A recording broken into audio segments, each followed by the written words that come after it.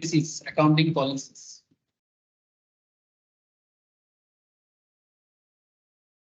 Yes, sir. On that. Holding the ledger.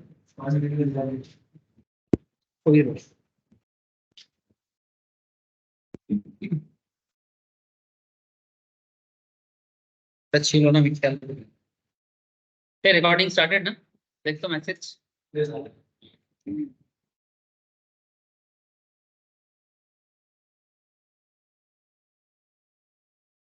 Okay, sir. Again, good evening to all of you. तो sir basics of accounts में आज हम लोग ना, जैसे लास्ट को क्लास हुआ था, क्या हुआ था sir? Accounting principles, conventions and क्या बोलते हैं इसको? नहीं, वो तो अकाउंटिंग स्कोप था, scope of accounting, accounting principles and conventions पे मेनली बातचीत हुआ था। तो आज मेनली हम लोग बात करेंगे सर अकाउंटिंग पॉलिसीज। अच्छा, एक चीज समझना बहुत जरूरी है। अब आप लोगों के मन में चल सकता है कि सर अकाउंटिंग होनी चाहिए, एक तो ये डिक्टेट हो जाता है ये अच्छा ना, আমি কাউকে দেখতে পাচ্ছি। अकाउंटिंग पॉलिसीज और प्रिंसिपल में फर्क है। प्रिंसिपल जैसे आप लोगों को मैंने 12 प्रिंसिपल सिखाया था, याद है ना, जिसके बेसिस में अकाउंट्स में अल्टीमेटली सारा का सारा खेल डिपेंड करता है। जैसे मानो आप एक्रूअल बेसिस पे अकाउंटिंग करते हो, ये एक प्रिंसिपल्स है। जैसे आप ड्यू बेसिस करते हो, या फिर जैसे मानो गोइंग कंसर्न कॉन्सेप्ट जो डेवलप हुआ है, सारे के सारे। तो लेकिन सर अब आप बोलोगे सर प्रिंसिपल तो 12 प्रिंसिपल के ऊपर बेस करके वो बेस था जिसके ऊपर बेस करके अकाउंट्स को डेवलप किया गया। पॉलिसी क्या है? तो पॉलिसी का कुछ बेस्ट एग्जांपल मैं आपको देता हूँ, तो बहुत इजी लगेगा, सिंपल टॉपिक है। चलो मैं स्क्रीन शेयर करता हूँ।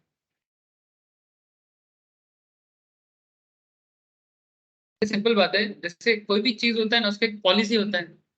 जैसे देश को चलाने के लिए इकोनॉमिक पॉलिसी चाहिए हो, तो सिमिलर काइंड ऑफ बोल सकता हूँ कि अकाउंट्स को चलाने का एक पॉलिसी होता है।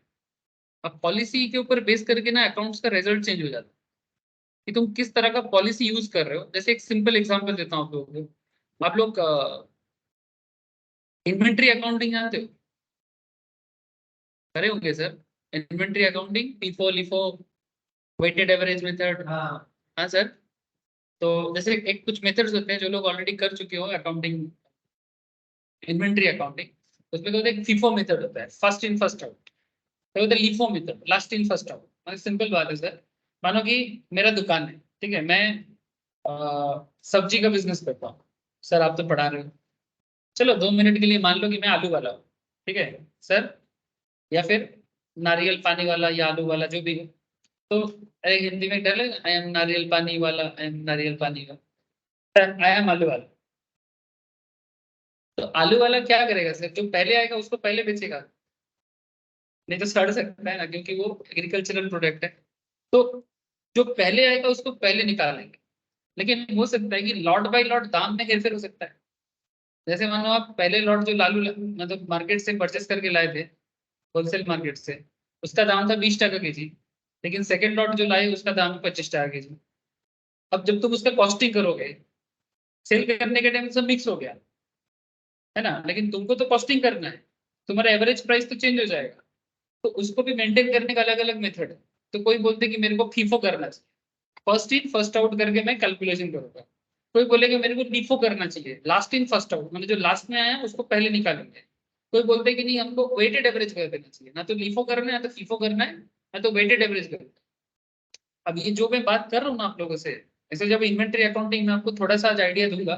बाकी inventory accounting I think ma'am ने कराया होगा, ठीक है, तो बाद में करोगे सर जिनका नहीं हो। तो उसमें तुमको ना पता लग जाएगा कि किस तरह से मेंटेन होता है। मैं भी उसके बारे में बात नहीं कर रहा हूँ, मैं बात कर रहा हूँ कि इसके एप्लीकेशन की अकाउंटिंग पॉलिसीज क्या होता है। या फिर जैसे मानो डिप्रिसिएशन, डिप्रिसिएशन में कोई बोलते हैं कि मैं एसएलएम फॉलो करूंगा, कोई बोलता है मैं डब्ल्यूडीपी फॉलो करूंगा। डिप्रिसिएशन में क्या होता है, एक होता है रिटन डाउन वैल्यू मेथड, एक होता है स्ट्रेट लाइन मेथड। अब सवाल उठते हैं सर कौन सा, डिप्रिसिएशन भी एक पॉलिसी होता है, तो कौन सा पॉलिसी यूज करना चाहिए, विच policy is better for which company, ये भी मैटर करता है। एसेट का क्लास कंडीशन क्या है उस पर भी डिपेंड करता है। मैं एक एक करके सारा पेटर ओपन करता हूँ, पहले थोड़ा सा ना ओवरव्यू ले लेना चाहिए, नहीं तो ना लगेगा कि सिर्फ गप्पे चल रहा है पढ़ाई नहीं हो रहा है। तो थोड़ा सा मैं आइडिया देने के लिए बोला, फिर धीरे धीरे आप लोगों के साथ एक एक करके पत्ता खोलता हूँ। ओके, स्क्रीन तो शेयर है ना सर सबको? साहिल देख रहा है स्क्रीन? ऐसा देखो।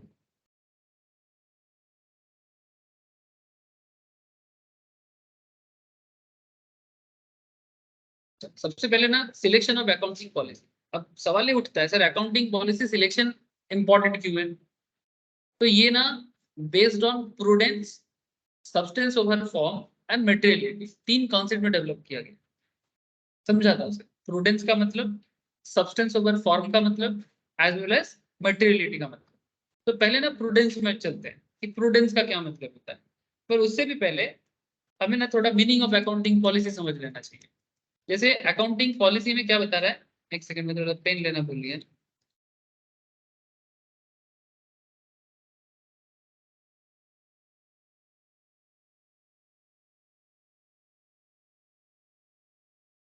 क्या कहते हैं sir?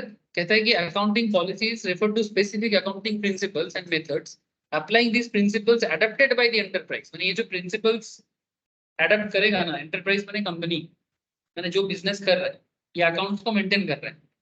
The preparation of financial statement माने फाइनल अकाउंट्स, है ना? फाइनेंशियल स्टेटमेंट के पार्ट क्या क्या होता है सर? फाइनेंशियल स्टेटमेंट का पार्ट क्या होता है? जैसे मानो कंपनी पीएल बनाते हैं, profit and loss account, company balance sheet बनाता है ना? Company cash flow statement develop करता है। मैं आप लोगों को दिखाया ना दूसरे चीजों पे। ये सब ऐसा नहीं कि मैं फर्स्ट टाइम बोल रहा हूँ, मैं ओवरव्यू क्लास में सब दिखाया आपको। तो इसको फाइनेंशियल स्टेटमेंट बोलते हैं। जब चाहे वो कंपनी का हो या किसी बिजनेस का हो, कंपनी का अपना एक पीएल बनता है, कंपनी का एक बैलेंस शीट बनता है, कंपनी का एक कैश फ्लो स्टेटमेंट बनता है। तो ये सारा मिला के कंपनी का क्या है? Financial statement. ना क्वेश्चन इज दैट कि जो भी प्रिंसिपल्स आप फॉलो करोगे, जो भी पॉलिसीज आप लोगे, वो इस फाइनेंशियल स्टेटमेंट को डेवलप करेंगे। तो policy are based on various accounting concept. Policy क्या है?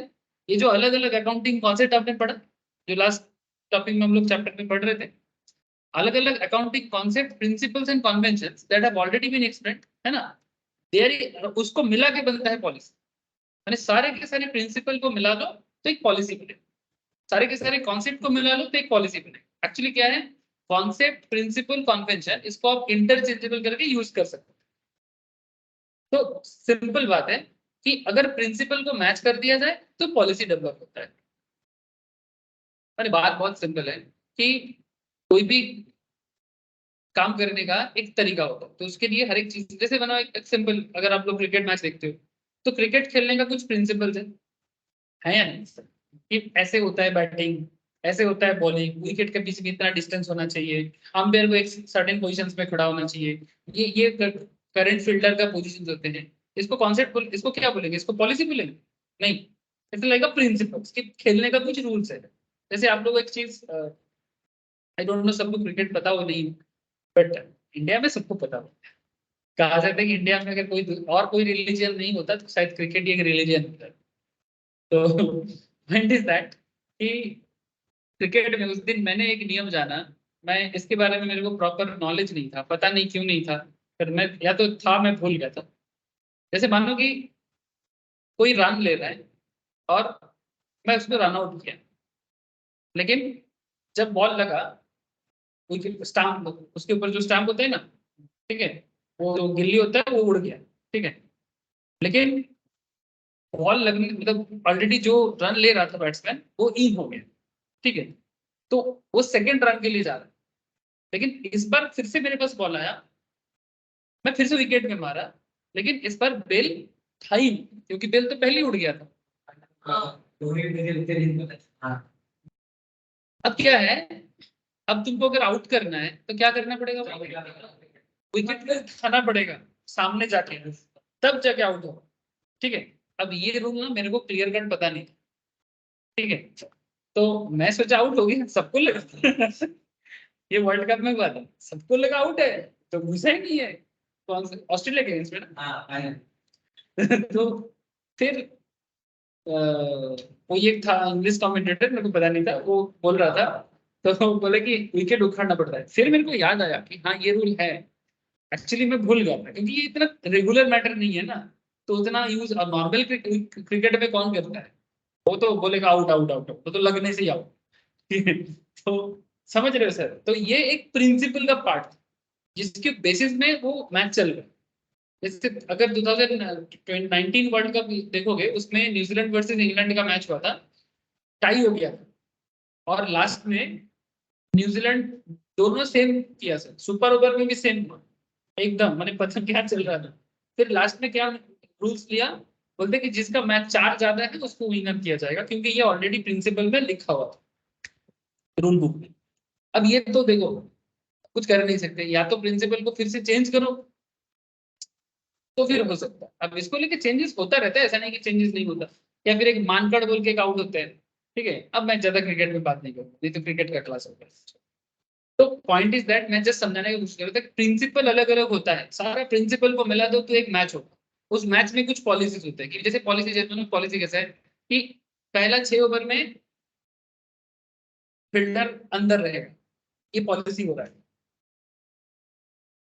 लास्ट 10 ओवर में फील्डर को थोड़ा सा रेस्ट्रिक्ट करना पड़ेगा, एक सर्टेन टाइम के बाद बॉल चेंज करना पड़ेगा, ठीक है। तो ये जो बता रहे ना पॉलिसी हो जा रहा है कि हम इस पॉलिसी से मैच को खेलें। या फिर डाकवर्थ लुइस, अगर बारिश आ जाए तो फिर हम लोग रन रेट चेक करेंगे और उसके बेसिस पर विनर घोषित कर देंगे, पॉलिसी हो जा रहा है।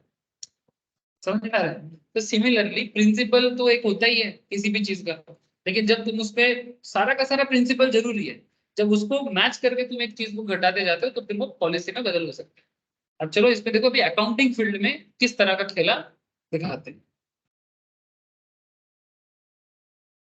इंडिया में एक चीज अच्छा, क्रिकेट से बात करें सब, हाँ, कितना सब क्रिकेट ही सब्जेक्ट हो जाता है, कितना मजा आता था, इतना सारा सब्जेक्ट ना हो गया।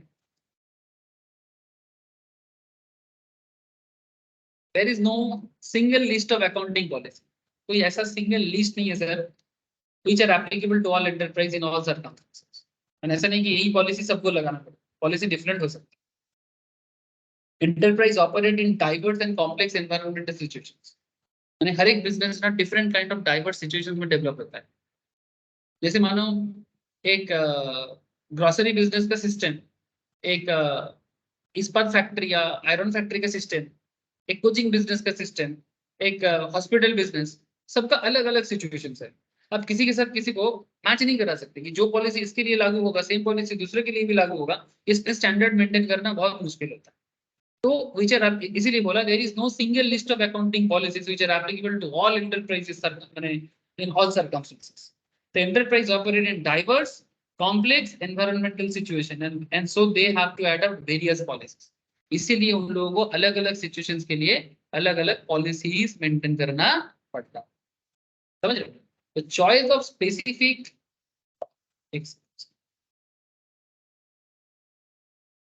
नाउ क्या कहता है sir, the choice of specific accounting policy appropriate to specific circumstances in which the enterprise is operating calls for considerate judgment of the management।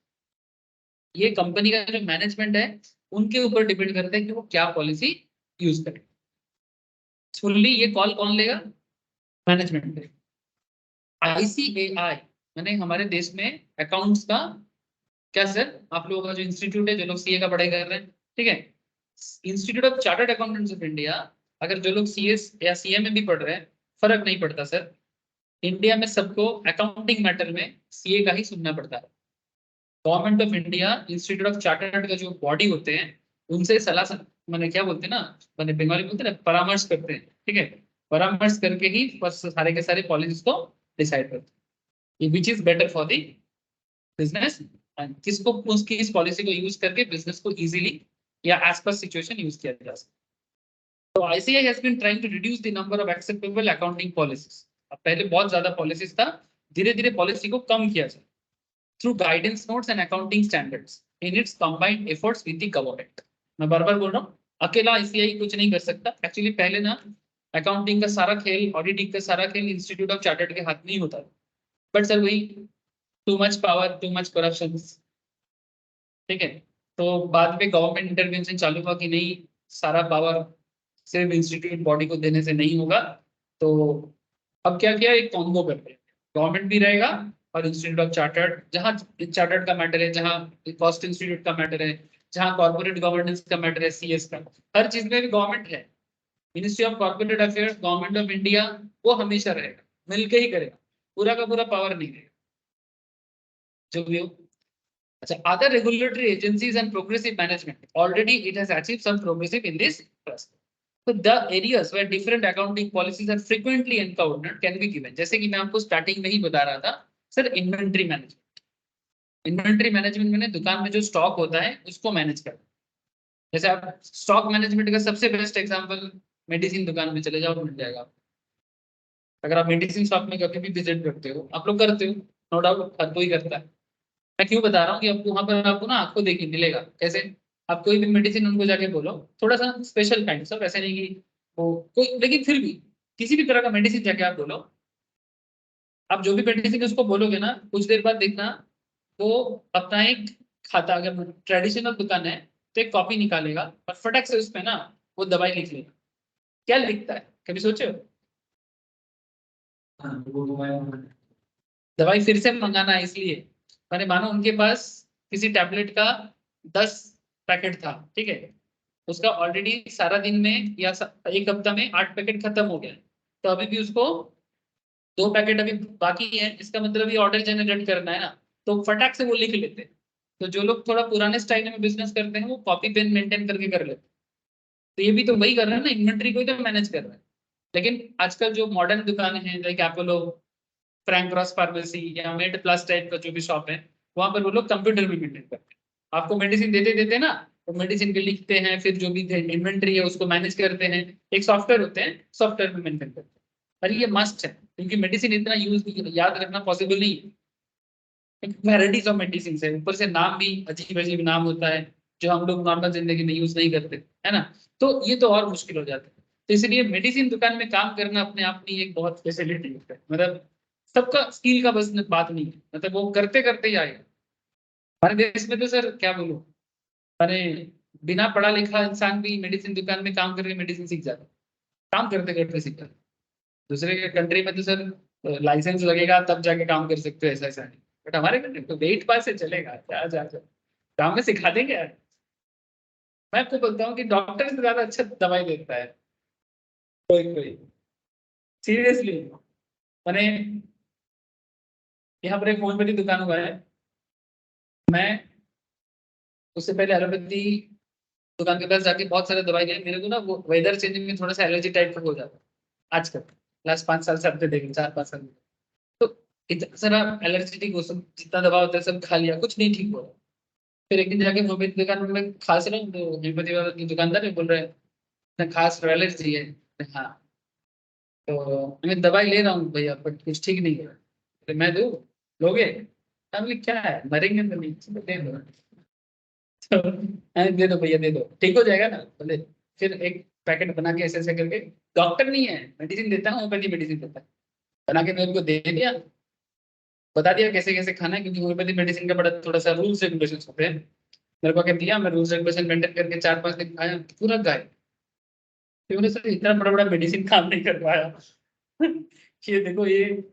फिर कुछ दिन बाद मुझे पता चला उसका एजुकेशनल क्वालिफिकेशन 5 पास है, बट 15 साल से काम कर रहा हूँ। अब तुम डिग्री देख के जाओगे?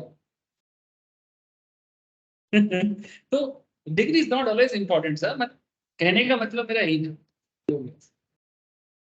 सर अगर आपको मार देता तो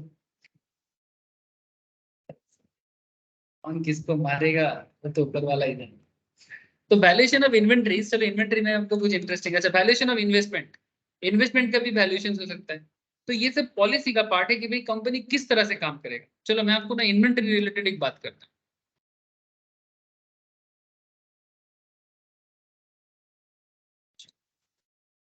एक इंटरेस्टिंग पॉइंट मेरे को यहाँ से मिल रहा था, उसी को आपको बता दूँ। एग्जाम्पल देखते हैं, हाँ?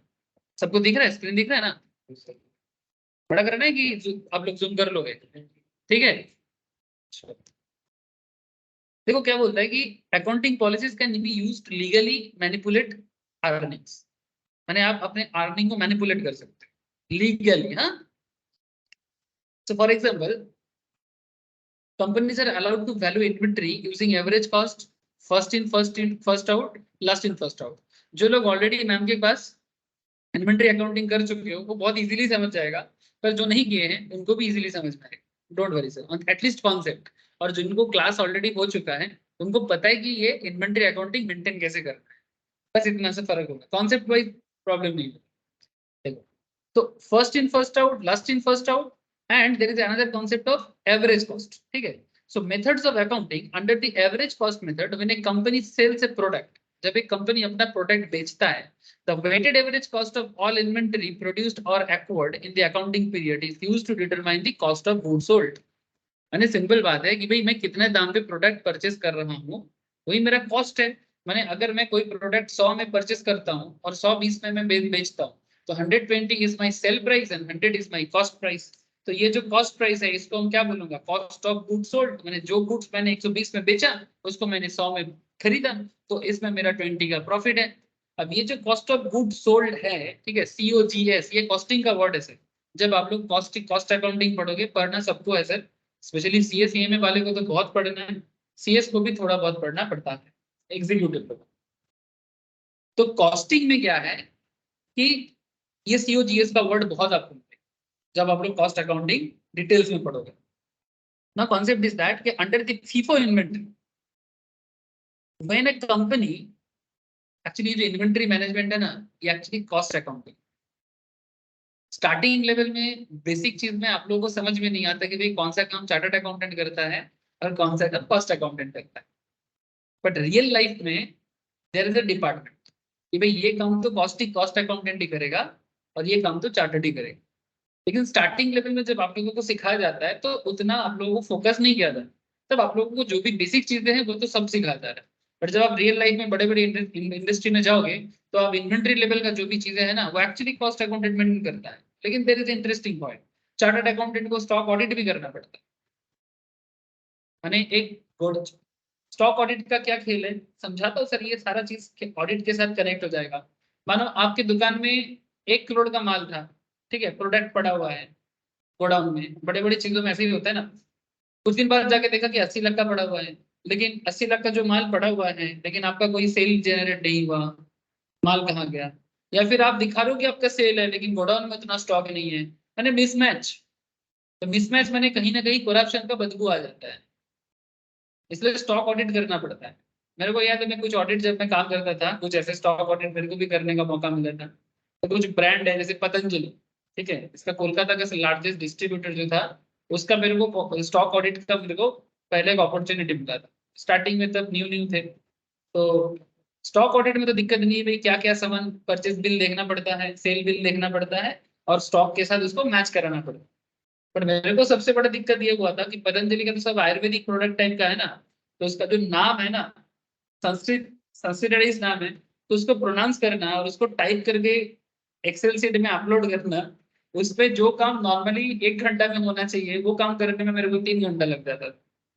क्योंकि वो जो प्रोनाउंस करना तो उसके स्पेलिंग वो तो नॉर्मल पता नहीं है और संस्कृत तो उतना आता नहीं है, संस्कृत में थोड़ी ना एंट्री कर पाएंगे। तो मेरा जो बॉस थे, मैंने प्रिंसिपल थे, प्रिंसिपल का कहना है ऐसे करते हैं काम।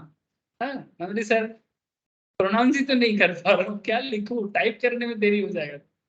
अरे कुछ कर नहीं सकते, ये पतंजलि है। गजब का वो स्टॉक ऑडिट था सर, मतलब हम लोग फिर कोई भी नहीं, सर को बोले सर आप थोड़ा सा बोल के नहीं सर, घर हो रहे हैं तुम लोग। मैंने Sanskrit is not very used to ना इन आवर सोसाइटी। ऐसे ही एक गांव है साउथ इंडिया में बैंगलोर के पास, जहाँ पर डेली लाइफ में सब्जी वाला से लेके पंडित तक या फिर कोई भी ठेला वाला सब संस्कृत ही ओनली विलेज में है सर, अभी भी है। नॉर्मल मतलब नॉर्मल जैसे हम लोग बंगाली में बात करते हैं वहाँ पर लोग संस्कृत में, गाँव का नाम है भूल। अच्छा, तो अभी देखो FIFO inventory cost method, when a company sells a product the cost of the inventory produced record first is considered to be sold. Under the LIFO method when a product is sold the cost of the inventory produced last is considered to be sold. यानी FIFO में क्या हो रहा है, जो पहले आया उसको कंसीडर करेंगे पहले, और LIFO मेथड में क्या होगा, जो लास्ट में आया उसको कंसीडर किया जाएगा। एग्जाम्पल थोड़ा सा आइडिया ले लो। In periods of rising inventory price, जब स्टॉक का दाम बढ़ रहा है, एक company can use the accounting policies to increase और डिक्रीज इट्स अर्न। ध्यान से सुनना, जब मार्केट में इन्वेंट्री का प्राइस मैंने स्टॉक का प्राइस बढ़ता है तो कंपनी अपना पॉलिसीज को मैंने सॉरी अपनी अर्निंग को कम दिखाने के लिए या ज्यादा दिखाने के लिए पॉलिसी का इस्तेमाल कर सकते, वो भी लीगल हो। अब आप बोलोगे सर किसी को इनकम कम दिखा के या ज्यादा दिखा के क्या होता है, तो मन में चल रहा होगा ना कि अगर इनकम ज्यादा ही दिखा दिया या कम ही दिखा दिया तो इसका क्या इम्पैक्ट पड़ सकता है। इसके लिए थोड़ा दिल थाम कर बैठना पड़ेगा, बहुत खेल। ठीक है, ये तो बस पार्टी शुरू हुआ है। नहीं, मजाक नहीं कर रहा हूँ मैं। आप बोलो कि यहाँ पर बोल रहे हैं, एक वर्ड यूज कर रहा है कि लीगली आप मैनिपुलेट कर सकते हैं, तो मैनिपुलेट करके फायदा क्या होता है या फिर असुविधा ही क्या होता है। तो इसके लिए आपको कुछ और बात समझना पड़ेगा। So for example company in the manufacturing industry, वो अपना स्टॉक को बाई कर रहे हैं 10 टका। ठीक है, यहाँ पर डॉलर दिया है, आप रुपीज सोच लो। 10 टका में वो स्टॉक में बाई कर रहा है for the first half of the month. मैंने मानो कि ये नवंबर चल रहा है, तो नवंबर के फर्स्ट में मैंने जो प्रोडक्ट परचेज किया उसका पहला 15 दिन में मैंने जो प्रोडक्ट परचेज किया, फर्स्ट 15 डेज में उसका दाम है 10 टका, ₹10। बट सेकेंड हाफ में वही प्रोडक्ट मैंने जब परचेज करने गया तो उसका दाम बता रहा है 12। एक ही प्रोडक्ट है, होता तो है ना मार्केट में दाम अप एंड डाउन चलता है कि नहीं चलता। हाँ, सब्जी मार्केट में तो जाओगे तो अभी कुछ दिन पहले अभी प्याज का दाम अभी भी ज्यादा होगा, कितना चल रहा है। प्याज खाते कि नहीं खाते, कितना चल रहा है। तो खाते हैं, दाम से क्या फर्क पड़ता है। आम खाना है खाओ, गुडली गिन के क्या होगा। 70-80 टका चल रहा था। मैं 2 हफ्ते से मार्केट बाजार नहीं गया क्योंकि अभी भाई कुछ दिन से है ना, वो रहने से मैं मार्केट नहीं जा रहा। वही हाँ, 65 था तो फिर कम हुआ है। तो कभी वही प्याज 40-45 चल रहा था, फिर वो 70-80 हुआ, फिर 70-80 में काफी दिन तक चला। ठीक है, फिर अभी बता रहे हैं 65 हो गया। तो पॉइंट वही है कि first half of the month में आपने 10 टका में परचेज किया, सेकंड हाफ में वही प्रोडक्ट ने 12 टका में परचेज किया, मैंने आपका कॉस्टिंग सोचो। अच्छा, the company ends up purchasing a total of 10 units. Company ने टोटल 10 यूनिट परचेज 10 टका में, और 10 यूनिट परचेज किया 12 टका। मैंने 10 इंटू फर्स्ट हाफ में 100 टका खर्चा किया। ठीक है, सेकंड हाफ में 10 इंटू 12 करके 120 टका खर्चा। ठीक है, एंड क्या किया सर, 15 यूनिट मार्केट में सेल किया। मैंने 10-10-20 टोटल परचेज है उसका, और मार्केट में जब सेल किया तो total 15 unit sale, total purchase है 20 यूनिट्स एक्चुअली। ठीक है, इसमें 10 टका करके फर्स्ट पार्ट का, 12 टका करके सेकेंड पार्ट का, और सेल कर रहे हैं 15 unit for the entire month. अब इसमें खेल देखो sir, if the company uses FIFO, अगर ये फीफो मेथड यूज करेगा मैंने फर्स्ट इन फर्स्ट आउट, तो कॉस्ट ऑफ गुड सोल्ड क्या बनेगा, 10 टका करके 10 प्लस, मैंने वो क्या किस तरह से मेंटेन, पहला 10 को 10 में क्या काउंट करेगा, और टोटल 15 यूनिट सेल कर रहा है तो बाकी 5 को 12 में काउंट करेगा, तो फिर उसका कॉस्ट बन रहा है 160 टका। लेकिन अगर यही बंदा एवरेज कॉस्ट यूज करता है, वेटेड एवरेज भी बोलते हैं, WACC वेटेड एवरेज कॉस्ट भी बोलते हैं इसको, अगर वो एवरेज यूज करता है तो वो क्या करेगा, 10 + 12 डिवाइडेड बाई 2, तो 22/2 होता है 11, तो 15 इंटू 11, तो दाम बनता है 165। ठीक है, अच्छा अगर यही बंदा लिफो यूज करता है, ऐसे आजकल लिफो मेथड कम यूज होता है, फीफो बहुत पॉपुलर है और एवरेज भी बहुत पॉपुलर है। If it uses LIFO method, it's cost of goods sold क्या बनेगा, मैंने जो लास्ट में आया उसमें 10 का काउंट करेगा, मैंने 10 प्रोडक्ट का काउंट करेगा 12 टका करके, और बाकी 5 का करेगा 10 टका, तो उसका दाम बनता है, कॉस्ट पड़ता है सर 170 टका। देखो सर, एक ही चीज है, वही प्रोडक्ट वही सेल, खेला कैसे घूम गया, घुमा कि नहीं घूमा। 160 टका कॉस्ट प्राइस, कभी 165 टका कॉस्ट प्राइस, कभी 170 टका कॉस्ट प्राइस। अब बोलो, कोई बोलेगा सर, सर इससे क्या हो जाए, इससे क्या हो जाए, जैसे मानो यहाँ पर क्या बोलते हैं, it is there four advantages to the use of FIFO method in price of rising prices. अगर अब मार्केट में चीजों का दाम बढ़ रहा है, in order to minimise the cost of good sold and increase earnings. हाँ सर, ये सर नो, अगर चीजों का दाम मार्केट में बढ़ रहा है और अगर आपको अपना अर्निंग को बढ़ाना है तो फिर FIFO यूज करो। ये समझो, मानो कि आप मार्केट में 15 यूनिट सेल कर रहे हो, यहाँ पर सेल प्राइस बोला नहीं, बोला है क्या सेल प्राइस? ये सब तो कॉस्ट प्राइस है। मान के चलता हूँ कि आप 10 टका 12 टका, तो अब 15 टका में सेल करो, ठीक है। चलो एक काम करते हैं, तो 15 प्रोडक्ट अगर 15 रुपीज में आप मार्केट में सेल करते हो, कितना होता है दाम बोलो? सेल सेल प्राइस कितना हो गया, मैंने प्रॉफिट रेवेन्यू कितना हो गया? 15 इंटू 15 225, 125 ভাই 225 একটু কম হচ্ছে, কত হচ্ছে? 15 ইন্টু 15 করলে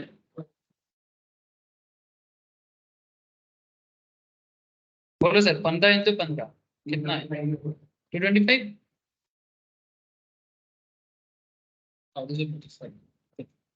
225। अब तुम 225 का अगर मानो, ये मैंने एजम्पशन किया था, ठीक है। 225 में से तुम माइनस कर दो 160 कॉस्ट प्राइस को, COGS, this is your sale price as per my example, and 160 पहले से था। तो अगर तुम इसको कॉस्ट प्राइस करते हो तो प्रॉफिट कितना बोलो? 65। अगर तुम 165 को कॉस्ट मानोगे, प्रॉफिट बोलो 60 टका 60। और अगर तुम 170 को कॉस्ट मानोगे तो 25 माइनस 55। तो कभी तुम्हारा प्रॉफिट 60 भी है, कभी तुम्हारा प्रॉफिट 55 भी है, कभी तुम्हारा प्रॉफिट 65 भी है। पर interesting fact is that situation तो वही है। It's all about policies. Policy नहीं तुमको ये सिचुएशन बना के दी, आई है ना? देखो, अब आप बोलोगे सर अगर अर्निंग को बढ़ा के क्या फायदा और अर्निंग को घटा के क्या फायदा, मैं आपको समझाता हूँ। ये लीगल है, कोई प्रॉब्लम नहीं है। हाँ, अभी गवर्नमेंट कभी कभी क्या करता है, बोल देते कि भाई आप FIFO नहीं कर सकते, आप LIFO नहीं कर सकते। अगर कोई स्पेसिफिक मैटर गवर्नमेंट बता दिया तो वो अलग बात है। लेकिन इन जनरल अगर कोई ऐसा गवर्नमेंट की तरफ से कोई ऐसे पाबंदी नहीं है तो वो पर्टिकुलर ऑर्गेनाइजेशन अपने मेथड से कर सकते और वो लीगल मानते हैं। नाउ खेल ऐसा है कि अगर किसी का इनकम, अच्छा ये 65 से आपको ऐसा लग रहा है कि सर ये तो 65 ही है, लेकिन सर जब कंपनी एक दो प्रोडक्ट का तो काम नहीं करता है, वो तो करोड़ों प्रोडक्ट का काम करता है। तो वही चीज अगर 65 करोड़ में हो जाता, या 65 लाख में होता, या 55 लाख में होता, या 60 लाख में होता, तो मैटर कितना खिल जाता। अब आप एक चीज बोलो कि अगर आपका इनकम ज्यादा शो करोगे तो आपका क्या फायदा है? आपको इन्वेस्टर अट्रैक्ट होगा कि भाई कंपनी 65 करोड़ ने प्रॉफिट किया, तो इन्वेस्टर को अच्छा लगेगा कि 55 करोड़ का प्रॉफिट करेगा तो अच्छा लगेगा। इन्वेस्टर किसमें खुशी होता है? जितना कंपनी ज्यादा प्रॉफिट करेगा उसमें खुश है कंपनी, है ना? अच्छा, अगर बैंक में जाते हो, बैंक बैंक से लोन के लिए जाते हो कि भाई बैंक मेरे को पैसा दो, मेरे को बिजनेस करना है और बिजनेस को ग्रो करना है, तो बैंक किसमें खुश होगा? 55 करोड़ में कि 65 करोड़ में? बैंक इतना देखता है कि भाई आपका फाइनेंशियल कंडीशन बेहतर होगा तो मैं ज्यादा लोन तुमको इजी लोन प्रोवाइड कर सकता हूं, ठीक है। तो इन्वेस्टमेंट पाने के लिए, लोन पाने के लिए, ठीक है, शेयर होल्डर को कनेक्ट करने के लिए आपका प्रॉफिट बढ़ाना बेहतर है। लेकिन किंतु परंतु ज्यादा प्रॉफिट है तो ज्यादा इनकम, तो टैक्स भी ज्यादा हो जाएगा। गवर्नमेंट 30% टैक्स लेता है बड़े बड़े कंपनी से, फ्लैट। तो तुम 65 करोड़ में 30% टैक्स दोगे या 55 करोड़ में 30% टैक्स दोगे?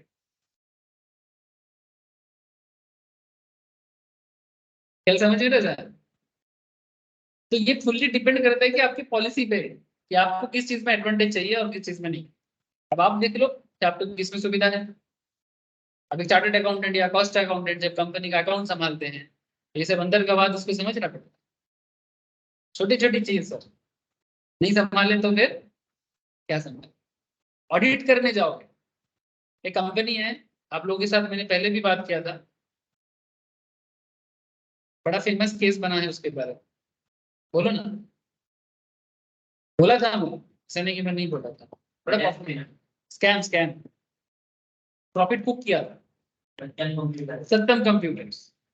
उसका बहुत बड़ा ऑडिट का लोचा हो गया था।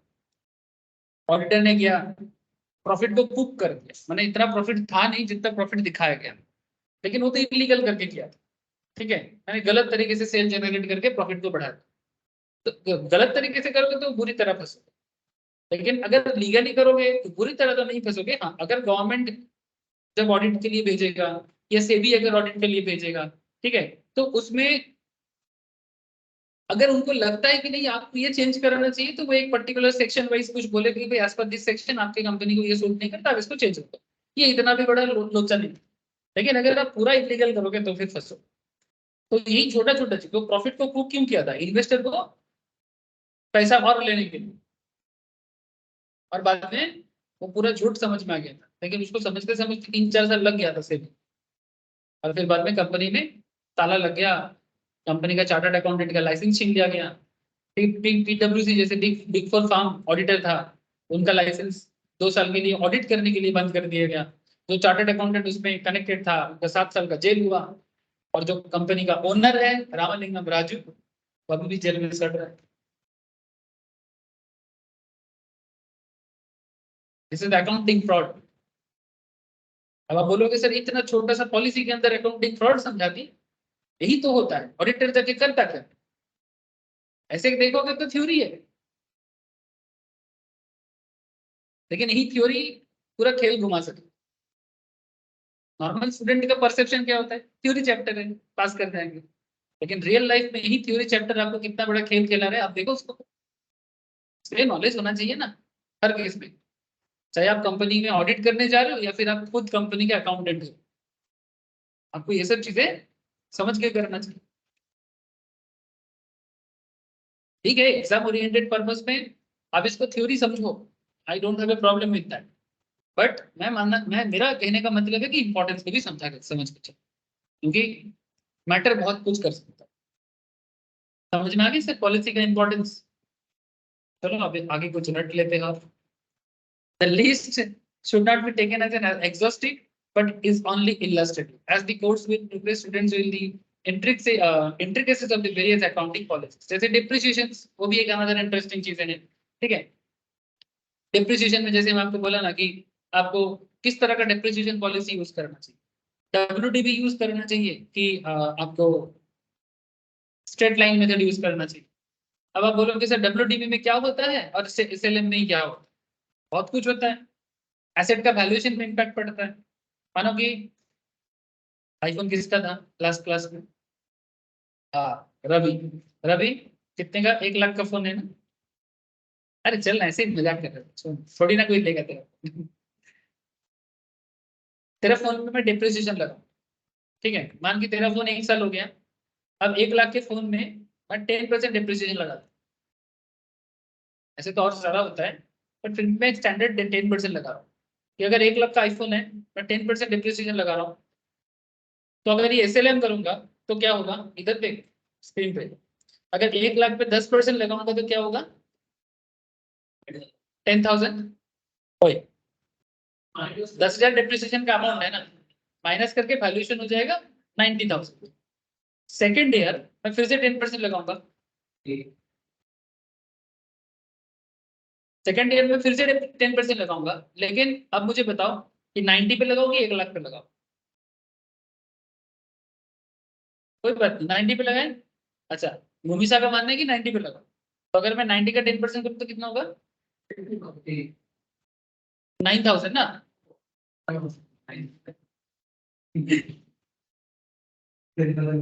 ये क्या हुआ?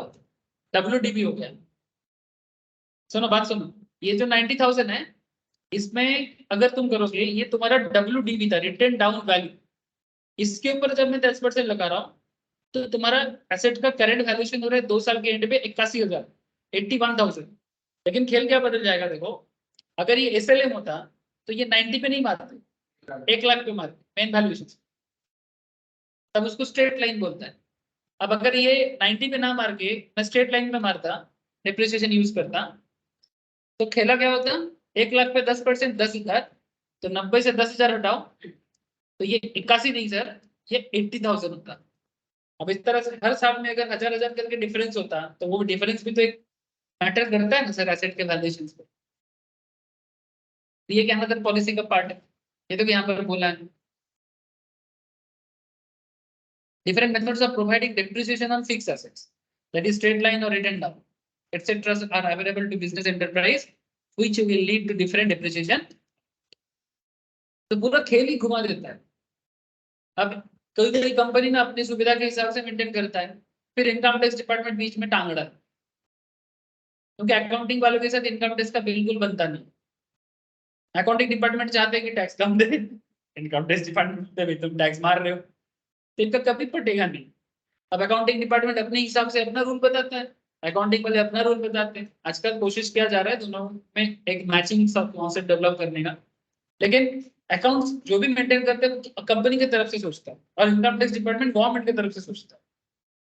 तो मानो अगर आप एसएलएन यूज करोगे तो शायद आप कंपनी को फायदा, इनकम टैक्स डिपार्टमेंट सोच रही भाई इसमें तो गवर्नमेंट को फायदा है, क्योंकि मैं ज्यादा टैक्स जनरेट करूंगा, मेरा प्रमोशन होगा। ठीक है, रेवेन्यू डिपार्टमेंट के ऑफिसर ऐसे ही सोचते हैं ना, जैसे पुलिस वाले बड़ा क्रिमिनल पकड़ते हैं तो उसका प्रमोशन हो जाता है ना, डीजी से आईजी क्या क्या सब पोस्ट होते हैं ना, जैसे टीवी में दिखाते भी है, सिनेमा वगैरह में। तो पॉइंट इज दैट, लेकिन सर ऐसा नहीं है, वो मर्जी अपने मर्जी की तरह से नहीं सकता। अब इनकम टैक्स ऑफिसर शायद किसी कंपनी को बोला नहीं भाई आप एसएलएन नहीं यूज कर सकते, आपको डब्ल्यूडीबी यूज करना चाहिए, या फिर आप डब्ल्यूडीबी यूज नहीं कर सकते, आप एसएलएन करना चाहिए, तो तब चेंज करना पड़ता है, वो अलग बात है। लेकिन जो कुछ भी होता है एज पर पॉलिसी करके होता है। अगर सारा पॉलिसी मेंटेन कर रहा है कंपनी, तो इनकम टैक्स डिपार्टमेंट कुछ नहीं कर सकता, कुछ नहीं कर सकता। इसीलिए बोलते हैं कि भाई आप प्रॉपर रूल्स रेगुलेशंस फॉलो करके करो, नहीं तो फालतू में कंप्लायंस लगेगा, उसका अलग से एक चार्जेस लगेगा। मैंने क्या है, सीएस का काम होता है कि सब चीज मेंटेन हो रहा है कि नहीं देखने का, सीए का काम क्या है, अकाउंटिंग प्रॉपर्ली फॉलो हो रहा है कि देखना। सीए में कभी similar kind of role play होता है। अब अगर कंपनी में थोड़ा बहुत गड़बड़ के कारण उसके ऊपर एक स्पेशल अगर एक लीगल रूल्स आ जाएगा कि भाई ये तुमने नहीं किया, ये टाइम पे नहीं हुआ, फिर उसको रिवाइज करो, फिर उसको रिवाइज करो, कंपनी के ऊपर एक्स्ट्रा बर्डन आ जाते हैं लीगल केसेस, उसको संभालने की बिजनेस करे। अब प्रोमोटर देखो भाई ये सब लफड़ा नहीं चाहता है, जो बिजनेसमैन है वो लफड़ा नहीं चाहता। अच्छा लफड़ा नहीं चाहते, लेकिन वो ये भी चाहते हैं कि खर्चा भी कम हो। ठीक है, तो इसीलिए चार्टर्ड के ऊपर रिस्पॉन्सिबिलिटीज होते हैं कि भाई आप ठीक से करो, सीएस के ऊपर रिस्पॉन्सिबिलिटी होती है कि भाई आप देखो कि सारा सब कुछ ठीक ठाक से हो रहा है कि नहीं।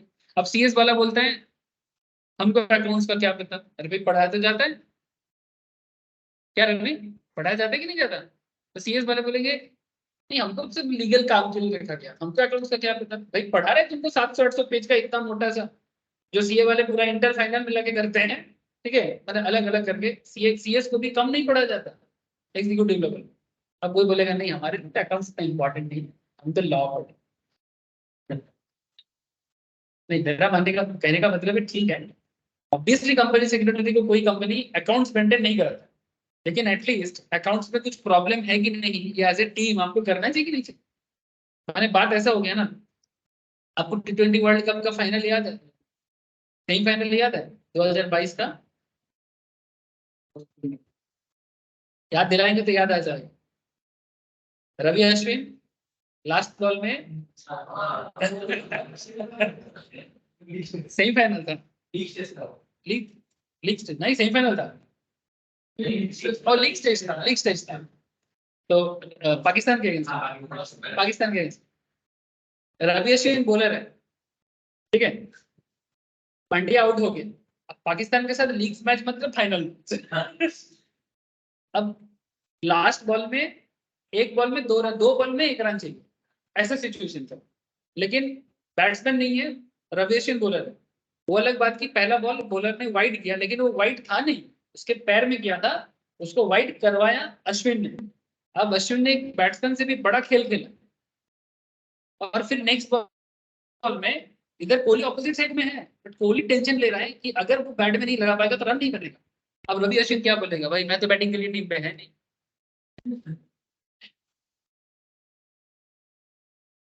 लोग तो नॉर्मल आम लोग का ऐसा ही कॉन्सेप्ट है, ये मेरा सब्जेक्ट नहीं है, ये टॉपिक में मैं क्यों बात करूं, ये तो तुम्हारा काम है। अब रवि अश्विन भी बोले कि भाई मैं तो बॉलर हूँ, मेरे को जिताने का रिस्पॉन्सिबिलिटीज नहीं है, बैट्समैन जिताएगा मैं क्यों रन बनाऊं। सोचा कभी आप लोगों ने इस तरह से, सोचिएगा। इसलिए ऐसा नहीं कि मैं ये काम, मतलब अगर देखो अगर वो रिलेवेंट फील्ड का, अगर वो बिजनेस का पार्ट है, अकाउंट्स का पार्ट है, तो आप उसको इग्नोर नहीं कर सकते। इसीलिए अब सीए वाला बोलेगा लॉ मेरा पार्ट नहीं, तो फिर क्या आपको लॉ नहीं पढ़ाया जाता? उतना ही लॉ पढ़ाया जाता है जितना सीएस को पढ़ाया जाता है। बात समझ में आ रहा है सर? क्योंकि एक बिजनेस कितने लोगों को एक टीम में कितना लोगों को लगा, हर चीज के लिए स्पेसिफिक लगे तो कंपनी बिक जाए। बाईजूस का हालत देखे हो सर, इतना अच्छा चल रहा था। कल एक ऑफिस था उसका गुड़गांव में, 5.5 लाख स्क्वायर फीट का ऑफिस, 5,500 नहीं, 5.5 लाख स्क्वायर फीट। अब इमेजिनेशन करो, शायद पूरा किस्टपुर ना आ जाए इसके अंदर। रेंट नहीं दे पा रहे, 2 महीने से रेंट पेंडिंग है। कल कंपनी के जो भी स्टाफ काम कर रहा था, उसको कंपनी का ओनर बोला कि भाई बाहर निकलो, तुम लोग का रेंट बाकी है, तुम लोग दे नहीं रहे, नोटिस पीरियड में चल रहा है। ऐसा हालत में आ गया कंपनी। सिमिलर एक कंपनी बेंगलुरु में ऑफिस है, 5 लाख स्क्वायर फीट का, कंपनी बोल रहे उसको भी ऑफ कर देंगे। क्योंकि देखो जब रेवेन्यू जनरेशन नहीं हो रहा है, बिजनेस प्रॉब्लम में, अब करना पड़ता है। अब इसमें शर्माने का क्या है भाई, हकीकत है। अब हर चीज का सामना करना पड़ता है। अब तब कोई बोलेगा नहीं ये मेरा स्पेशलाइजेशन नहीं है, वो मेरा, अरे भाई प्रॉब्लम है कंपनी को, सब कोई मिल के काम करेंगे तो कंपनी बच जाएगा। कोई बोलेगा नहीं ये मेरा काम नहीं है, वो मेरा काम नहीं है, तो फिर कंपनी कभी भी बिल्ड नहीं हो सकती। और अगर आप कंपनी के नहीं बन पाओगे तो फिर आप कैसे जॉब करोगे? समझ रहे हो ना? जॉब मार्केट क्या मांगता है? जॉब मार्केट मांगता है कि भाई आप टीम मैन बनो। टीम मैन आप तभी बन पाओगे ना जब आप हर मैटर में कंपनी में कंट्रीब्यूशन कर पाओगे। समझ रहे हो सर? ये सब प्रॉब्लम है। आजकल मेरे से टीचर लोगों का बात होता रहता है, तो डिफरेंट काम के लिए कभी, जैसे मानो कोई इंटर पास करके जॉब में जा रहा है, कोई स्टॉक मार्केट पास करके जा रहा है, टीचर लोग बोलते हैं कि सर सब कुछ ठीक है, नॉलेज तो चाहिए, लेकिन काम करने का मेंटेलिटी भी बिल्डअप कराइए। क्योंकि लोगों के अंदर काम करने का मेंटेलिटी नहीं है, वर्क एनवायरनमेंट को समझ नहीं पा रहे लोग, वही प्रॉब्लम है। चलो ठीक है, आगे बढ़ते हैं। Selection of accounting policy. Choice of accounting policy is an important policy decision which affect the performance measurement as well as financial positions of the business entity. Selection of inappropriate accounting policy may lead to understatement or overstatement performance of financial position. अगर आपका policy गलत हो जाता है, जैसे आपको मैं अभी दिखा कि एसेट का WDP करके एसेट का वैल्यूएशन 81,000 हो रहा था, और SLM करके एसेट का वैल्यूएशन 80,000 हो रहा था। तो अब ये सिमिलरली जब हम लोगों ने फीफो लिफो देखा, तब भी हम लोग प्रॉफिट लॉस में प्रॉब्लम देखे। तो वही चीज यहाँ पर भी बता रहे हैं, अगर हम लोग इनअप्रोप्रिएट अकाउंटिंग पॉलिसी चूज करेंगे एज एन अकाउंटेंट, प्रॉब्लम क्या होगा कंपनी का फाइनेंशियल पोजीशंस में? या तो ओवर स्टेटमेंट हो जाएगा या तो अंडर स्टेटमेंट हो जाएगा। ओवर स्टेट बने जरूरत से ज्यादा शो कर दिया, या फिर जरूरत से कम शो कर दिया। ना तो ज्यादा शो करना चाहिए, ज्यादा शो करना मैंने क्या ना, वो मटेरियलिटी इंपैक्ट कर देगा, मैंने उतना वैल्यूएशन है नहीं जितना वैल्यू दिखा रहा है। और अंडर स्टेटमेंट करने का मतलब तुम्हारा वैल्यू इससे ज्यादा हो सकता था, पहले तुम अंडर रेटेड रहेगी, अंडर स्टेटमेंट रहेगी, तो तुमको सही दाम नहीं मिलेगा फिर। इसलिए आपको एक्यूरेसी मेंटेन करने का कोशिश करना चाहिए, और वो तभी संभव है जब तुम्हारा पॉलिसी एकदम प्रॉपर हो। So that accounting policy should be selected with due care after considering its effect on the financial performance of the business enterprise from the angle of various users of. मैं आपको एक चीज बार बार बता रहा हूँ, ये किसके एंगल से सोचना पड़ता है? यूजर्स ऑफ अकाउंट्स के एंगल से। जो बात मैं आपको फर्स्ट क्लास में किया कि अकाउंट्स जो हम लोग करते हैं ये अपने लिए नहीं करता है कंपनी, ये एक्चुअली बाहर वालों के लिए ज्यादा है। क्योंकि अकाउंट्स मेंटेन करके देखो, कंपनी जो चलाता है ना, उसको बस इतना चाहिए कि भाई मेरा कंपनी का परफॉर्मेंस लेवल क्या है।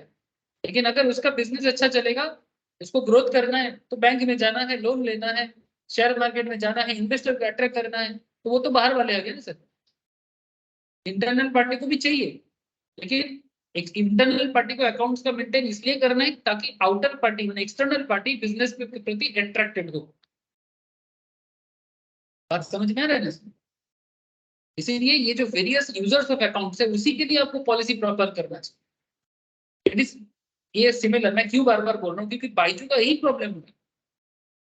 Byju's annual accounting return file नहीं कर पा, टाइम निकल गया। फिर चार्टर्ड अकाउंटेंट बने, जो टीम ऑफ ऑडिटर था, डेलॉयट ऑडिटर था बाइजू का। अरे बाइजू बहुत बड़ा ब्रांड था सर, इंडियन टीम को प्रमोट किया था। मेरे हिसाब से वहीं पर गड़बड़ हो गया। नहीं देखो, वो एडुकेशन बेचता है, तेल तो नहीं बेचता ना। बात को समझो। एडुकेशन में कभी भी थोड़ा बहुत इधर उधर होगा, लोगों को पसंद नहीं होगा, खेल इधर उधर हो सकता है, तेल का क्या, पसंद हो ना हो गाड़ी में डालना है।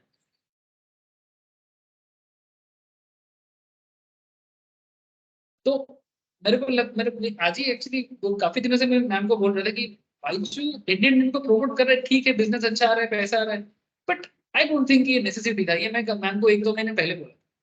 3 साल पहले। हाँ मुझे पता है, लेकिन वही से भी चालू हो गया ना।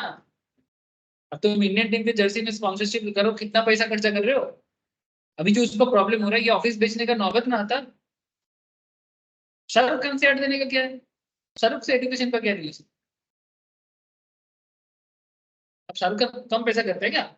इंडिया का सबसे बड़ा ब्रांड वैल्यू है उसका, हाईएस्ट। शाहरुख खान का सबसे बड़ा ब्रांड वैल्यू है मार्केट। अगर स्पोर्ट्स के तरफ देखो तो विराट कोहली अनडाउटेडली, और तुम फिल्म इंडस्ट्री में देखो तो शाहरुख खान। तो सबसे बड़ा ब्रांड वैल्यू से उसने ऐड कराया। मतलब I am not against that कि नहीं करना चाहिए, मेरा कहना है कि एडुकेशनल सेगमेंट में तुमको शाहरुख खान से ब्रांड देने का क्या जरूरत है। नॉर्मल चलता है वो ऐसे ही हो जाता है, लेकिन खर्चा बहुत कर दिया ना, मेंटेन नहीं कर पाए। और उसका प्रॉब्लम है कि पैसा इधर उधर ऐसा कर दिया, फिर बाद में उसको मैनेज ही नहीं कर पाए, और अकाउंटिंग में भी टाइम पे नहीं दे पाया। और उसी के बारे में चार्टर्ड इंस्टीट्यूट भी उसी तरह से ऑडिटर की तरफ से वही प्रॉब्लम है कि भैया रिटर्न फाइल नहीं कर पा रहे हो, क्या प्रॉब्लम है। फिर डेलोइट बोला भाई हम स्टेप आउट कर रहे हैं, कर गया स्टेप आउट करके।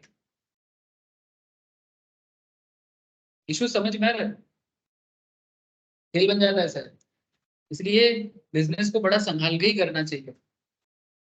मतलब ये बायजू ना बहुत लोगों को सिखा के जा रहा है, उसका गलती है, पर सिखा के सबको जा रहा है कि कितना उड़ना चाहिए। बायजू के सक्सेस में मुझे बहुत कॉन्फिडेंस मिला था कि एडुकेशन में बहुत अच्छा एरिया है, और सच में अभी भी है, ऐसा नहीं है। लेकिन बायजू जो गलती किया, इससे बाकी लोगों को भी सीखना चाहिए, गलती ना करें। आकाश को खरीद लिया, अरे भाई तुम बायजू थे, आकाश को खरीदने जाने का क्या है। वाइटेड जूनियर को खरीद लिया। आकाश एक ऑफलाइन कॉन्सेप्ट में चलता था, जॉइंट एंट्रेंस का, बहुत अच्छा ब्रांड वैल्यू था आकाश का, उसको जाके खरीद लिया। सबको खरीद लो, सबको खरीद लो। खरीदते खरीदते वो अपना जो मेन एरिया है वही से वो गायब हो गया। ये सीख देके जा रहा है, बहुत बड़ा सीख देके जा रहा है। हाँ? और 1 मिनट लगा था ठीक में बायोमेट्रिक में कर रही कौन? यार था। अच्छा ऐड था। अच्छा देखो, तो consider the purpose of selection,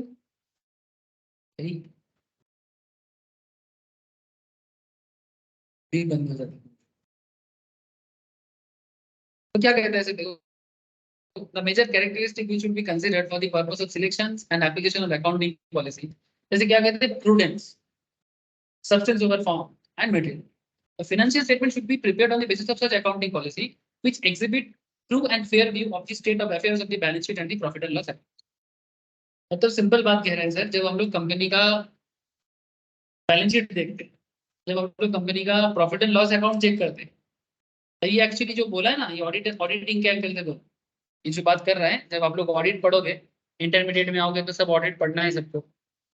तो जब आप लोग ऑडिट पढ़ोगे तब आपको मैं ये बात इतना ज्यादा बोलना पड़ता है कि ऑडिट का मेन ऑब्जेक्टिव क्या है। ये सबसे इंपॉर्टेंट है कि what is the main objective of auditing.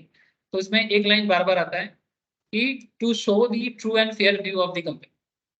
ठीक है, तो वही बात यहाँ पर भी कर रहा है कि कंपनी अपना true and fair view show करे। यही ऑडिटर का माने ऑडिट का मेन पर्पस है। तो अब ये ऑडिट का मेन पर्पस क्यों है, क्योंकि कंपनी का पूरा पोजीशंस अकाउंट से पता चलता है, और अकाउंट्स का पोजीशंस उसके पॉलिसी से पता चलता है।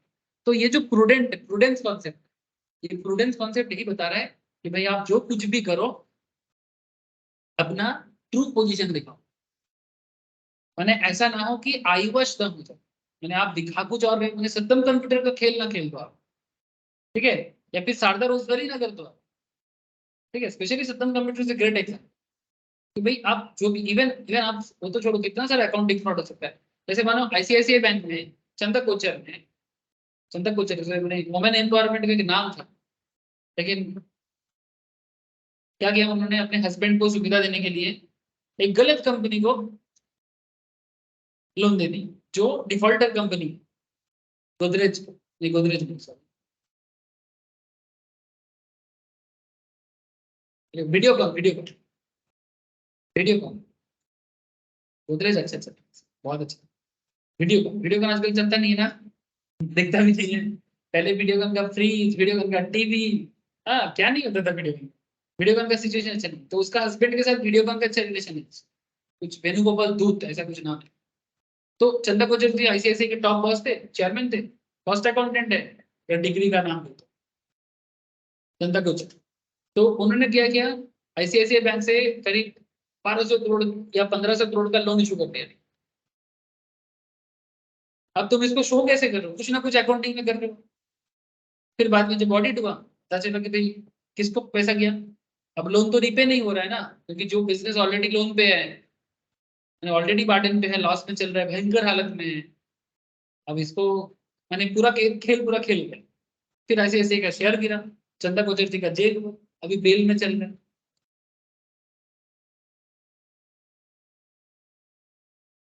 डर लग रहा है सर? नहीं सर, डरने का नहीं, बेसिकली आपको बता रहे हैं कि आप ऑनेस्टी इंटीग्रिटी फॉलो करो। आपकी देखो, big power comes with big responsibilities.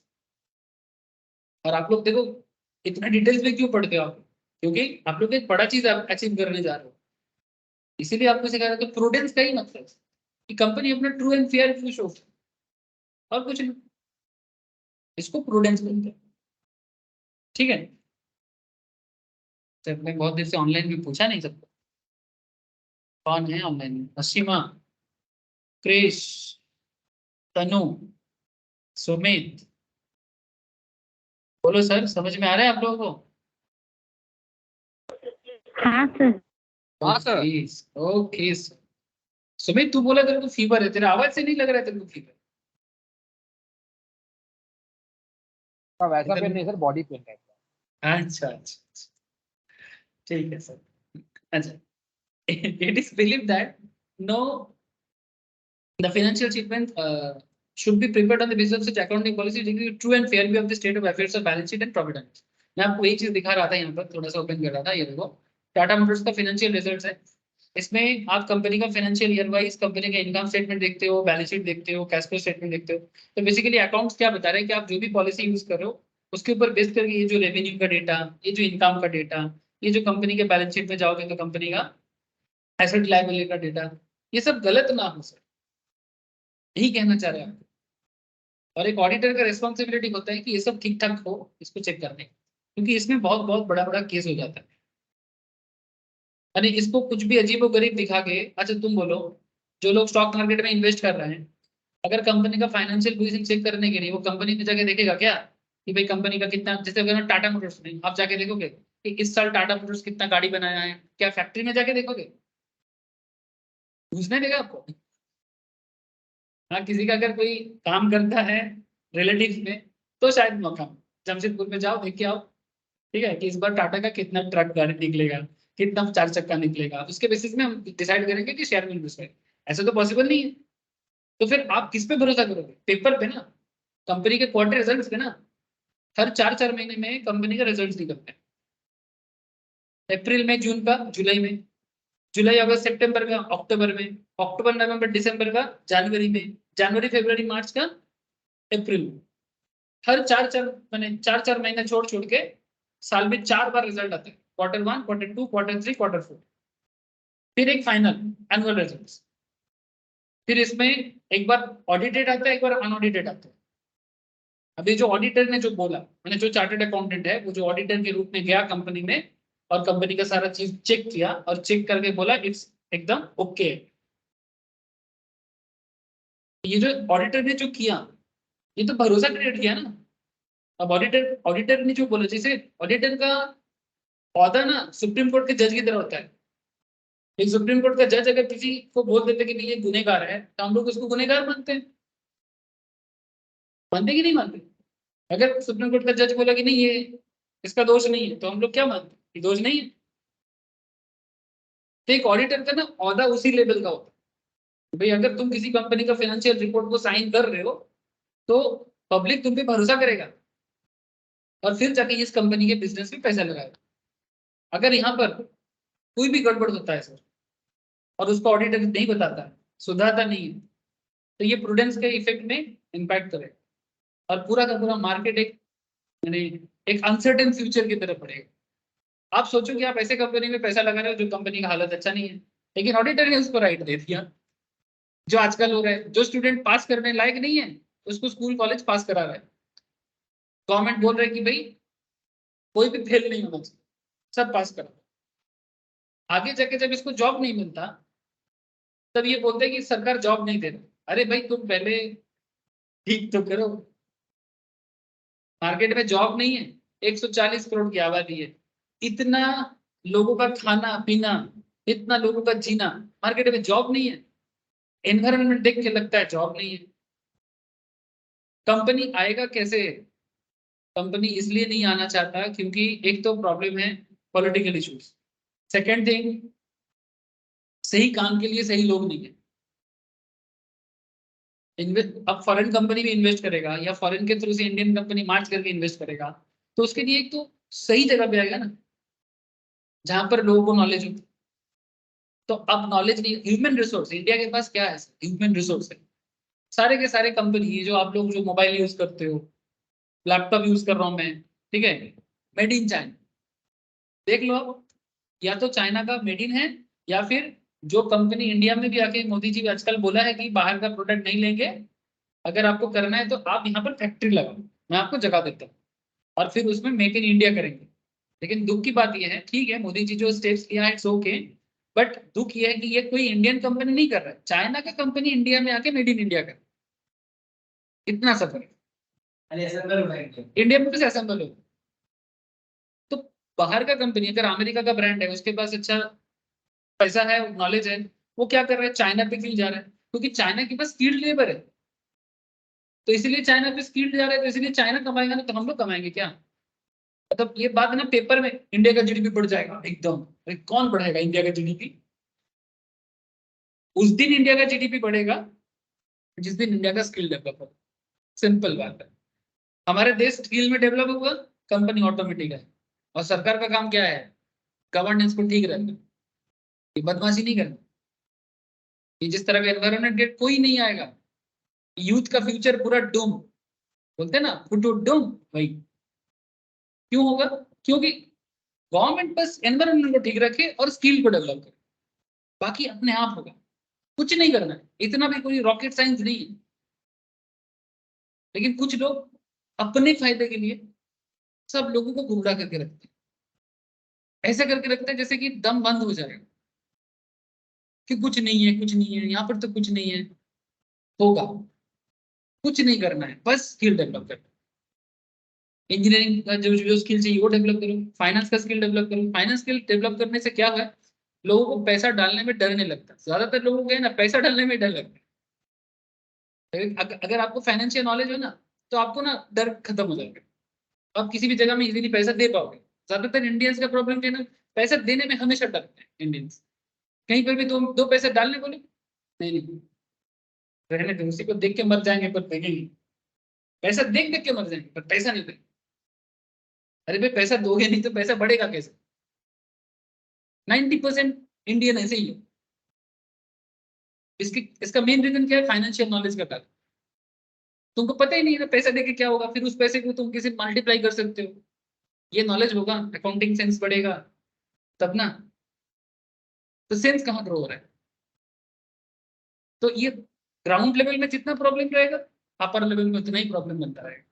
क्योंकि अल्टीमेटली यही लोग जाके कंपनी में काम करेगा भाई। कंपनी कोई मंगल ग्रह से तो नहीं लाएगा।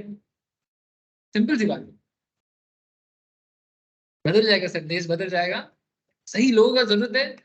और सबसे बड़ा चीज ना पब्लिक को समझना, चुपचाप अपने साथ बात करना है पब्लिक को, किसी का सुनना नहीं है। शाम बज गई, स्टार आनंद खोल के नहीं बैठना, अपने साथ तो बात करो कभी कि हम कहाँ हैं, क्या कर रहे हैं। नहीं, खोल लिया, ये पार्टी से छोड़ के वो चला गया, इस पार्टी में वो आ रहा है। कभी सुगंध दीदी बोल रहे हैं, कभी दीदी बोल रहे हैं, कभी दीदी का भाई वो बोल रहे हैं, यही सुन रहा है और कुछ नहीं चल रहा है। अरे उनका सुन के क्या होगा? अरे मेरे घर में भी लोग सुनते हैं, इसीलिए मैं बोल रहा हूँ ना। मैं उनको यही बोलता हूँ कि भाई ये दीदी, ये दादा, ये उसका भाईपो, ये पीसी, ये लोगों को अपना काम करने दो, क्योंकि ये अपना पॉकेट देख रहा है, हमें भी अपना पॉकेट देखना चाहिए। और उसके लिए हम लोगों को अपने साथ करने, वो आए जाए क्या फर्क पड़ता है, तुम अपना करो, एक दिन वो भी चला जाएगा अपना। इसीलिए मेरे को जैसे कोई बोले, पता है शुभेंदु क्या बोला है, पता है भाईपो क्या बोला है, अरे हाँ तुम लोग भाईपो क्या बोला, शुभेंदु क्या बोला, वही करते रहो। ये भगवान, मेरा कोई स्टूडेंट भी ऐसे है, पार्टी पॉलिटिक्स करते रहते हैं, मेरे को सुनाते रहते फोन करके, 2 मिनट सुन लेता हूँ, फिर झाड़ भी देता हूँ। फिर बोलता है तुम्हारे तो बोला ही बेकार। ठीक है। इसीलिए जो इन्वेस्टमेंट इन लॉन्ग टर्म के बारे में बात हो रहा था, ठीक है, ये तेरे को जाना था, जा सकता है वो, यदि जेते जेते कोई नहीं।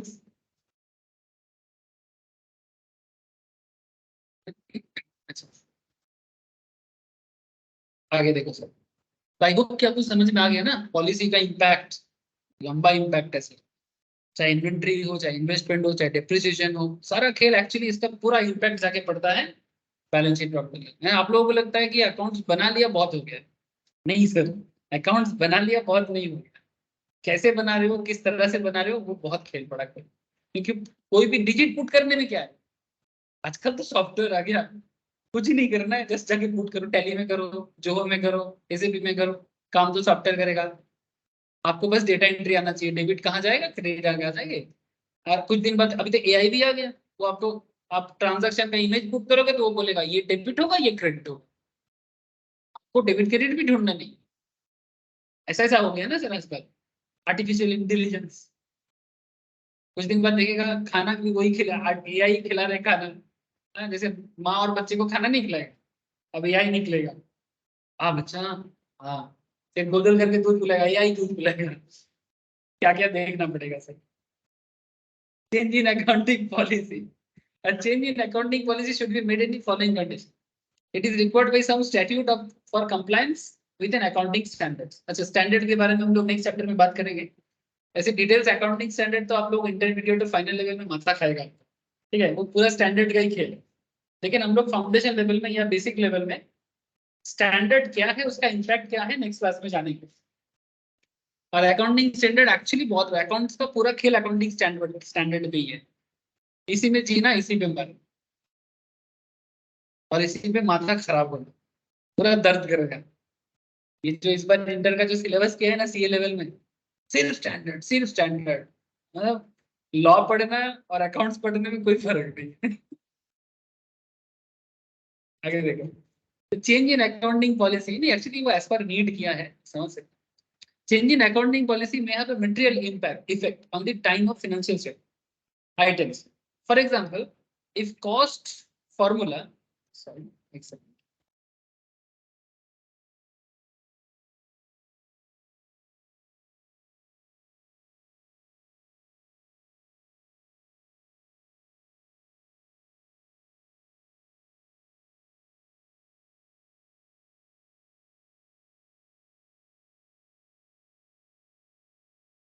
क्या बोल रहा था सर?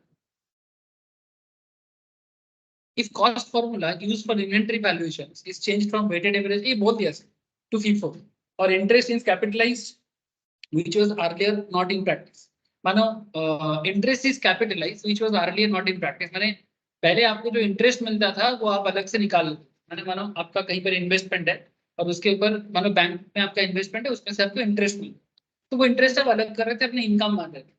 लेकिन उसी इंटरेस्ट को अगर आप कैपिटलाइज कर देते, माने बिजनेस में वापस लगा देते, तो वो कैपिटलाइज हो गई। तो उसी बता रहा है कि if interest is capitalize which was earlier not in practice, और if proportionate amount of interest is change to inventory which was earlier not in the practice, all this may increase और डिक्रीज द नेट प्रॉफिट, जो इसका impact मैं आपको already समझा दिया है ना, वो तो मैं बोल रहा हूं कि नेट प्रॉफिट बाढ़ले बाद कमा की होगा। So unless the effect of such change is in accounting policy is quantified, the financial statement may not help the users of accounts. Therefore, it is necessary to quantify the effect of change on financial statement items like asset, liability, profit and loss. यही मैं बार बार बोलने का कोशिश कर रहा हूँ कि पूरा का पूरा खेल एसेट लाइबिलिटी में एंड प्रॉफिट एंड लॉस में ही इम्पैक्ट देता है। जैसे यहाँ पर एक एग्जांपल दिया है, Omega Enterprise revised the accounting policy relating to valuations of inventory to include applicable production overheads. आ गया एग्जांपल। अच्छा जस्ट बोला है कि मानो ओमेगा एंटरप्राइज अपना अकाउंटिंग पॉलिसी चेंज किया वैल्यूएशन ऑफ इन्वेंटरी पे, जो ऑलरेडी मैं आपको एक समझा दिया, पता है ना, फीफो लिफो वेटेड एवरेज में, बस सही है। तो यही पॉलिसी का मेन इम्पैक्ट है। बस आप लोगों को क्या करना है, अपना नॉलेज को टेस्ट करने के लिए यहाँ पर true false questions, MCQ questions एक बार गो थ्रू करके रख सकते हो, एज वेल एज यहाँ पर कुछ आपको, बस इतना काफी है और कुछ जरूरत नहीं है फिलहाल। मैंने पॉलिसी बस आपको इतना ही बताता है कि भाई पॉलिसी से क्या हो सकता है। अच्छा एक मिनट रुक जाओ, अकाउंटिंग पॉलिसी, अच्छा ये भी थोड़ा बता दूं सर, पॉलिसी तो करवा दिया, contingent asset and contingent liability, हाँ करवा देते हैं, कर लो सर कर लो। छोटा छोटा टॉपिक है इसलिए ले रहा हूँ, अगर बड़ा टॉपिक होता तो मैं छोड़ ही देता, ये हो जाएगा 15-20 मिनट में हो जाएगा। कंटिंजेंट एसेट कंटिंजेंट लायबिलिटी, जो लोग लॉ का क्लास कर चुके हो उनको पता है, वहां पर हम लोग कॉन्ट्रैक्ट एक्ट में पढ़ते हैं ना सर, कॉन्टिंजेंट कॉन्ट्रैक्ट, हाँ जो फ्यूचर इवेंट पे डिपेंड करता है। तो कॉन्टिंजेंट एसेट भी वही तरह का एसेट होता है जो फ्यूचर इवेंट पे डिपेंड करता है। सो डोंट वरी, थोड़ा सा अकाउंटिंग वे में भी बताते हैं। कॉन्टिंजेंट एसेट क्या है, कॉन्टिंजेंट लायबिलिटी क्या है, रेडी बोल सकते हैं, रेडी पढ़ दो। A possible asset arises from past events and their existence will be confirmed only after occurrence or non-occurrence of one or more uncertain future events. A possible asset arises from past events and their existence will be confirmed only after occurrence or non-occurrence of one or more uncertain future events. माने कोई particular matter asset होगा कि नहीं होगा, ये depend करता है future event पर। अभी पता नहीं चलेगा कि वो एसेट है कि नहीं, फ्यूचर इवेंट पे डिपेंड करता है होगा कि वो एसेट होगा कि नहीं होगा। सिमिलरली लायबिलिटी भी सिमिलर वे में डिपेंड करता है कि पास्ट इवेंट के ऊपर डिपेंड करके फ्यूचर में कोई लायबिलिटी होगा कि नहीं होगा, वो डिपेंड। सर कैसा केसेस है, चलो देख,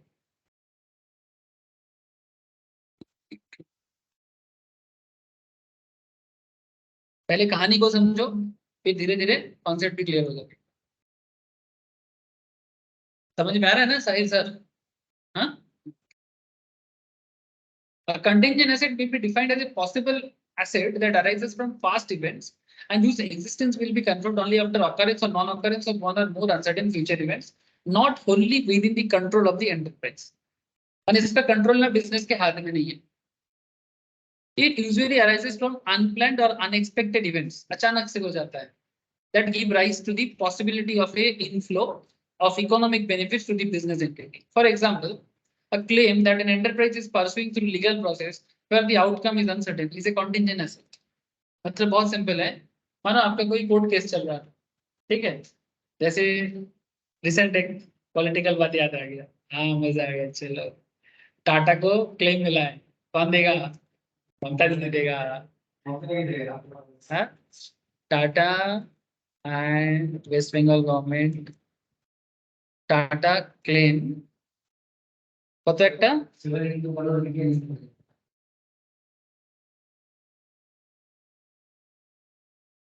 न्यूज क्या था, मैं न्यूज का कीवर्ड्स भूल गया, हाँ मिला 766 crore. Tata Motors to get 766 crore compensation from West Bengal government. Why? Tata Motors announced Monday that they have secured an arbitral award. ठीक है, arbitral मैंने law ने बोला award amounting to 765 crore as compensation for their investment in the now defunct plant in Singur.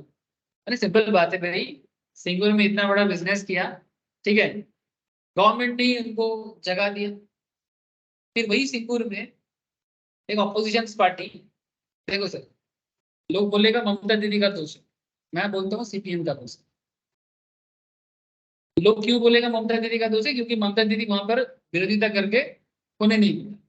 लेकिन अगर ममता दीदी तो opposition थे 2011 में, ये जब केस बना था तो तब तो ममता दीदी पावर में नहीं थे, 2019 में हुआ था एक्चुअली, 11 में तो ममता दीदी आ गए थे। तो 2011 में जब ये सिचुएशन हुआ तब आप लोग छोटे थे, बट मैं आपको केस बता रहा हूँ, सिंगूर में एक बहुत बड़ा नैनो का फैक्ट्री बनने वाला और ऑलरेडी उसका फैक्ट्री का सेटअप हो चुका था पूरा, इवन प्रोडक्शन होने वाला 1 महीने के अंदर। ऐसे हालत में ममता दीदी जाके धरना में बैठे, कि होने नहीं देंगे कुछ एग्रीकल्चरल लैंड को लेके इश्यूज बना के, और एनवायरमेंटल मैटर से कोर्ट से भी ऑर्डर मिला, क्योंकि कुछ जमीन को लेके कुछ इश्यूज सच में था, तभी जाके वो मैटर बना।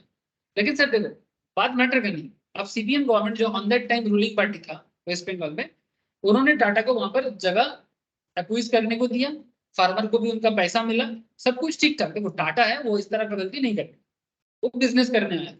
सीपीएम ने वहां पर उनको जमीन दिया, ज्यादा दूर नहीं है, कोलकाता से 40 किलोमीटर बाई कार जाओगे, दिल्ली रोड पकड़ोगे, पहुंच जाओ।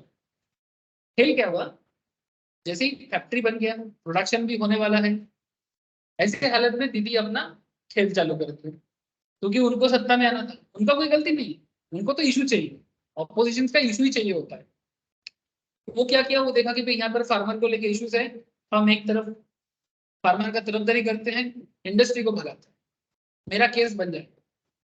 उन्होंने केस बनाया, और सच में ऐसा एक केस नहीं, ऐसा और भी वैराइटीज ऑफ केस है। नंदीग्राम में केस था, ठीक है, वहां पर पावर प्लांट बनना था, वहां पर केस था। तो इस तरह से अलग अलग जगह में लोगों का सेंटीमेंट को अपने तरफ लिया, जिसका एक नाम दिया माँ माटी मानो, समथिंग लाइक दैट, ठीक है, एक ब्रांड वैल्यू क्रिएट किया।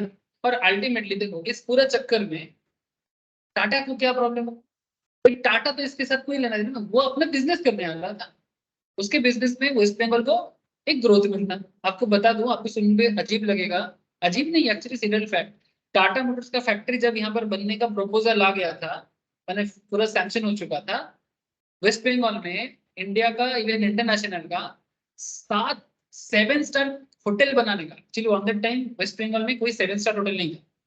Just because Tata motor West Bengal में एस्टेब्लिश हो चुका है, उसके कारण 7 स्टार होटल के लिए 7 7 कंपनी ने वेस्ट बंगाल गवर्नमेंट को बेसिकली ये दिया, कोटेशन दिया कि हमें जगह दो, प्लॉट दो, हमें 7 स्टार होटल में।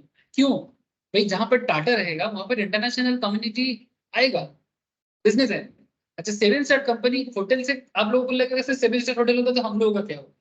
अरे भाई, एक 7 स्टार होटल के ऊपर बेस करके डायरेक्ट इनडायरेक्ट कितना एम्प्लॉयमेंट क्रिएट होता है, आप सोच नहीं सकते, यू कांट इमेजिन। और एक एक नहीं, 7 7 7 स्टार होटल, तो मजाक चल रहा था। अच्छा, वो तो बस शुरुआत था, उसके बाद जब कंप्लीट होकर बिजनेस चालू हो जाता, और भी कितना छोटा छोटा 3 star hotel, 4 star hotel automatic बनता। और एक टाटा अकेला नहीं था, टाटा को देख के उसके साथ साथ और भी कनेक्टेड था। तो शायद ये वेस्ट बंगाल की कहानी कुछ और ही हो जाती, और ही हो जाती। फिर भी लोगों को कुछ समझ में नहीं आ रहा है, चले जा रहा है सर। तो अब यहाँ पर मैं सीपीएम को ही दोषी मानता हूँ कि भाई आपने 34 ईयर से क्या किया, लोगों को इस तरह से। एक्चुअली पहले सीपीएम तो अपने पैरों में ही कुल्हाड़ी मारा ना सर, मैं आपको फैक्ट बता दूं, आपको लग रहा होगा कि सीपीएम तो सब कुछ सही कर रहा था। अरे भाई, 34 ईयर्स में तुम लोग एंटी बिजनेस मेंटेलिटी बना के रखे हो, तभी वो लोग ममता दीदी का साथ गया। यहाँ हमारे गंगा के किनारे ना बहुत सारे जूट मिल हुआ करता है, वहां पर ओनर को एक साइड कर दिया, लेबर को एक साइड कर दिया, यूनियन बजी खड़ा कर दिया, सारे के सारे यूनियन के लोगों को पार्टी के अंदर कर लिया सीपीएम, झंडा पकड़ा दिया। फैक्ट्री ओनर का क्या होगा, बिजनेस का। अच्छा आप बोलो, पार्टी देश चलाता है, पार्टी एडमिनिस्ट्रेशन संभाल सकता है, देश चलाने के लिए पैसा चाहिए, कैपिटल का फ्लो चाहिए, रिक्रूटमेंट चाहिए, एम्प्लॉयमेंट चाहिए, कौन करेगा, बिजनेस करेगा। आप लोग इतना मेहनत कर रहे हो क्या झंडा पकड़ने के लिए? हाँ, हो सकता है आप में से किसी का पॉलिटिकल दिलचस्पी भी हो, आगे जगह पार्टी पॉलिटिक्स कर सकते हो, बट आप लोगों को तो एम्प्लॉयमेंट चाहिए, नॉर्मल बात करनी चाहिए। तो उसके लिए क्या पार्टी एम्प्लॉयमेंट क्रिएट करेगा? उसके लिए तो बिजनेस एनवायरनमेंट चाहिए। खत्म, गया, tata bye bye. Rahul Gandhi का यूट्यूब पे चल रहा है, tata bye bye. I hope you understand. अब देखो यहाँ पर ये कोर्ट केस में क्यों टाटा क्लेम किया है, अब आप बोलोगे सर हमारे बंगाल गवर्नमेंट का जाएगा, आपको हंसी आ रहा है। हंसी नहीं, ये दुख का हंसी है, ये उस तरह का हंसी थोड़ी है। 760 करोड़ किसके पॉकेट से जाएगा, किसका पैसा, ममता दीदी का है, भाईपो का है, सुगंधु अधिकारी का है। 766 करोड़, समझ सकते हो, 1 2 करोड़ नहीं, और भी ज्यादा हो गया। चलो खत्म। अच्छा, हम उन्होंने टाटा ये उम्मीद नहीं तो नहीं किया था, कंटिजेंट एसेट। टाटा क्या ये 766 करोड़ के बारे में सोचा था कि कोर्ट उनके फेवर में बात करेगा? तो हमारे भी टाटा को तो ये उम्मीद नहीं था। ये पैसा उनको मिलेगा बोल के। तो फिर सिंपल सी बात है, ये इनका कंटीजेंट एसेट है। पास्ट इवेंट के ऊपर बेस करके फ्यूचर में अगर कोई बेनिफिट आपको आ सकता है, that is your contingent asset. और उसका एकदम जीता जागता example Tata versus West Bengal government 766 को याद रहेगा सर? मैं भी एक न्यूज़ देख रहा था, तब ICICI ने क्लेम किया है 1 करोड़ पैसा। किससे? कोई शू का कंपनी है, जूते में सीए का लोगो लगा, जूता में सीए का लोगो, पीछे का जो पीछे वाला सोल होता है उसमें सीए का लोगो। सीए का लोगो यूज कर दिया, क्यों? सीए का नया लोगो है, उसको यूज किया। ये तो यूज से लोगो है, এটা वो लोगो है, लेकिन बाकी सीए न्यू लोगो जल्दी लगे। अच्छा, আমি দেখিনি এখন। আচ্ছা, মানে বেসিক্যালি সিএ যেহেতু একটা রেসপেক্টেড প্রফেশন, সেই জন্য ওরা বেসিক্যালি ক্লেম করেছে कि এটা ডিগনিটিতে ইম্প্যাক্ট করছে, मोरालिटीতে ইম্প্যাক্ট করছে। हाँ, वो भी हो सकता है बिल्कुल। मैंने जो जिसके बारे में आप सोचे नहीं थे कि ये आपका मिलेगा, अगर ऐसा कोई भी चीज हो जाता है जो अनसर्टेन है पर हो गया, तो इस तरह का जो फ्यूचर इवेंट पे डिपेंड किया, तो इसको कॉन्टिंजेंट एसेट बोलते हैं। ऐसा करता हूँ, समझ में आ गया? So as per the concept of prudence as well as the present accounting standards, an enterprise should not recognize a contingent asset. Contingent asset को कभी भी कंपनी रिकॉग्नाइज नहीं करेगा अपने अकाउंट से, क्योंकि इसके बारे में हम लोग पढ़ चुके हैं सर। क्योंकि हम लोग जो अकाउंटिंग मेंटेन करते हैं उसमें ये नैरो माइंडेड कॉन्सेप्ट है कि क्या आएगा उसे कभी भी कंसिडर मत करो, क्या जा सकता है उसे कंसिडर करो। ठीक है, ये अकाउंट्स का एक परसेप्शन है और इसी परसेप्शन से अकाउंट्स बेस्ट माना गया। तो वही बोला कि these assets are uncertain and may arise from a claim which an enterprise pursues through a legal proceedings. So there is uncertainty in realization of them. इसमें uncertainty है, आपको पता नहीं है क्लेम मिलेगा कि नहीं। So it is possible that recognition of contingent assets may result in recognition of income and that may never be realized.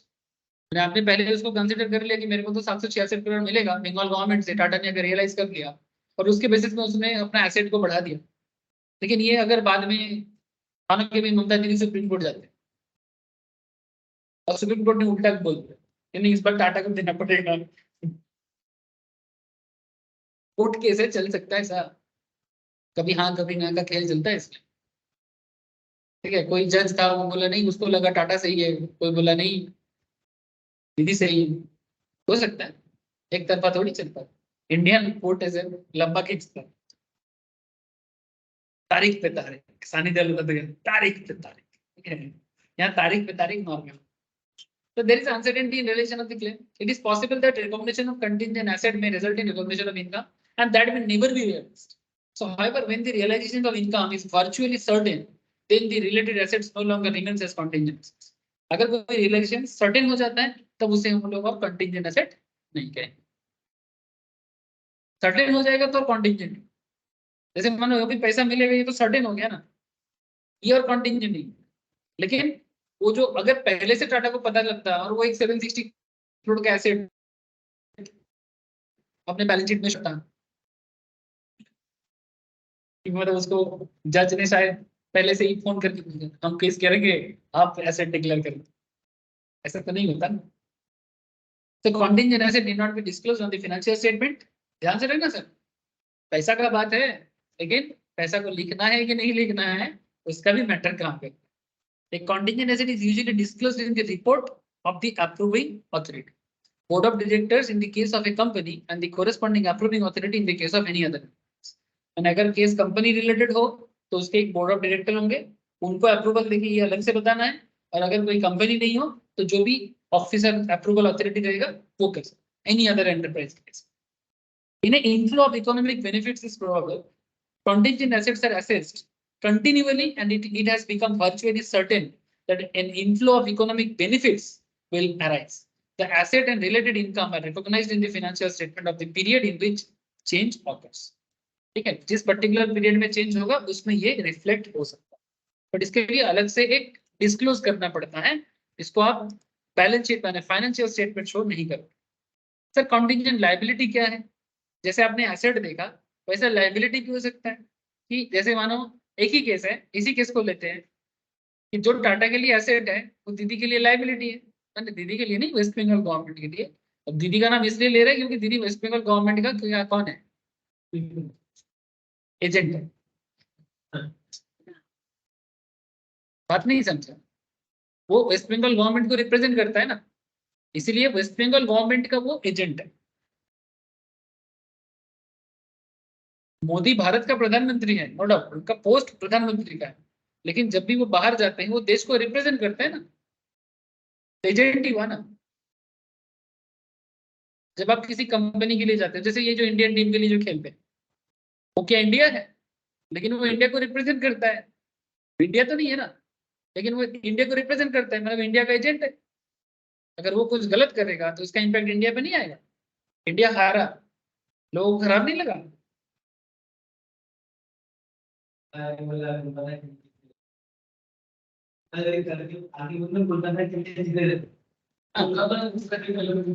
ठीक, नो इश्यू, वो तो राहुल गांधी बोला पनौती। तो नहीं, इसका सबसे अच्छा रिप्लाई किया है अपना असम का सीएम है ना, तुम्हारे असम का सीएम जो बाबा, हाँ हाँ, हेमंत विश्व शर्मा, ठीक है, क्या बोलते हैं तुम लोग? हाँ, मामा बोलते हैं। तो मामा ने बड़ा अच्छा बोला, असम सीएम बोलता है कि उसका रिप्लाई अलग ही लेवल का होता है, अगर आप लोग उसको सुनते। उसका हिंदी थोड़ा सा टूटा फूटा है, लेकिन गजब बोलता है। बोलता है कि ये जो राहुल गांधी मोदी को पनौती बोला, तो बोलता है कि राहुल गांधी का नानी माने इंदिरा गांधी, उस दिन उसका जन्मदिन था, ठीक है। प्रियंका गांधी हैदराबाद में रैली कर रहा था, और वहां पर रैली में लोगों को बोल रहा है कि इंदिरा गांधी का जन्मदिन है, इंडिया जीतेगा, ठीक है। तो मामा बोलता है, मेरे हेमंत विश्व शर्मा बोलता है, अगले बार से बीसीसीआई को मैं बोलूंगा कि जिस दिन गांधी परिवार का किसी का जन्मदिन होगा, उस दिन भारत का कोई मैच न लगे, क्योंकि वो पनौती है। जो मोदी को पनौती बोला, इसलिए वो नीचे चल रहा है। मैंने अब पॉलिटिक्स का लेवल समझ लिया यार, क्या बोलेंगे, मोदी क्या पनौती। ऐसे मुझे भी लग रहा था एक बार कि शायद ईडन में होता तो जीत जाते। गलत नहीं बोलूंगा सर, मेरे को भी ऐसा लग रहा, लेकिन उसके साथ पॉलिटिकल ये जो ये लोग वो नहीं, मतलब मेरे को ऐसा लग रहा था कि बॉम्बे में ही कर लेते यार। शायद पिच धोखा ना देता। अच्छा, कॉन्टिजेंट लाइबिलिटी सिंपल वही चीज है, बस इसका जो लाइबिलिटी क्रिएट होगा वो भी फ्यूचर इवेंट पे डिपेंड करेगा, कंट्रोल आपके हाथ में नहीं है। A possible obligation to arise from the past events and existence of which will be confirmed only by the occurrence or non-occurrence of one or more uncertain future events, not only within the control of the. अब देखो ममता दीदी को, अगर मैं government को एक company समझूं कुछ minute के लिए, क्योंकि ये भी एक ऑर्गेनाइजेशन की तरह काम करते हैं गवर्नमेंट, तो अब वेस्ट बंगाल गवर्नमेंट को थोड़ी पता था ये 760 करोड़ का प्रॉब्लम आएगा बोल के। ये तो कोर्ट केस चल रहा था, क्योंकि जो भी कोर्ट केस करते हैं उसको लगता है मैं जीतूंगा। अब कौन जीतेगा तो जज को ही पता है कि कौन जीतेगा, तो वही कॉन्सेप्ट है, ठीक है। तो यही contingent asset and contingent liability का मेन फंक्शन है। आप लोग थोड़ा सा यहाँ पर देखो, अलग से दिया है प्रोविजंस को और कंटिजेंट लायबिलिटी को। हाँ सर, देख रहे हो ना? तो provision is the parent present liability of uncertain amount. अच्छा, प्रोविजंस के साथ कॉन्टिजेंट लायबिलिटी का एक मैटर दिया, कॉन्टिजेंट लायबिलिटी के बारे में यहाँ पर कुछ लीगल मैटर दिया, मैं समझाता हूँ, थोड़ा सा वेट करो। जैसे हम लोग अकाउंट्स में ना प्रोविजंस मेंटेन करते हैं।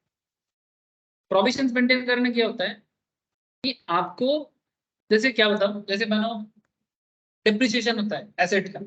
जैसे मानो वो अपना रवि का फोन था, रवि आईफोन लिया है, अब 3 साल बाद उसको नया फोन लेना है। समझो सर, अब अगर रवि को फोन लेना है, लेकिन अचानक से अगर फिर से 1 लाख निकालना पड़ेगा, तो रवि को प्रॉब्लम हो सकता है। तो रवि क्या करेगा, एक एक डिप्रिसिएशन मैंने एसेट का एक डिप्रिसिएशन का एक प्रोविजन मेंटेन करेगा कि जैसे जैसे उसका एसेट का डिप्रिसिएशन होता जाएगा, उसके हिसाब से वो प्रोविजंस करता जाए कि जैसे ही उसका एसेट का लाइफ खत्म हो जाएगा, वो रिप्लेस कर पाए उसको। तो ये होता है प्रोविजंस का कॉन्सेप्ट। प्रोविजंस घर पे माँ भी करते हैं, मैं आपको लास्ट दिन समझाया था शायद प्रोविजंस के बारे में, कि डेली अपना टोटल जो खाना चावल होता है या रोटी आटा होता है, उसमें से थोड़ा थोड़ा करके उठा के रखता है, ताकि मंथ के एंड पे घर पे खाने का अभाव ना हो। तो ये जो प्रोविजंस मेंटेन करने का जो एक्टिविटी है ना, ये बहुत ही कॉन्सेप्ट, सिंपल कॉन्सेप्ट है। तो प्रोविजंस उसको कहते हैं। अकाउंट्स भी सिमिलर तरीके से मेंटेन करना चाहिए, आप लोगों को भी करना चाहिए। नॉर्मल पर्सनल लाइफ में मानो आपको कुछ खरीदना है, अचानक से पैसा मांगोगे घर पे मिलेगा नहीं, तो घर पे एक काम करो ना, जैसे हम लोग वो गुल्लक बनाते हैं ना, उसमें भी तो प्रोविजन ही तो करते हैं उसको, कि फिर बाद में उसको तोड़ते हैं और कुछ चीजें खरीदते हैं। जैसे बचपन में मैं गुल्लक बनाया था, फिर उस गुल्लक में से पैसा निकाल के पापा ने टीवी खरीदा, ठीक है, तो वो एक अलग ही खुशी है। मैं बोलता था मेरा पैसे का टीवी है।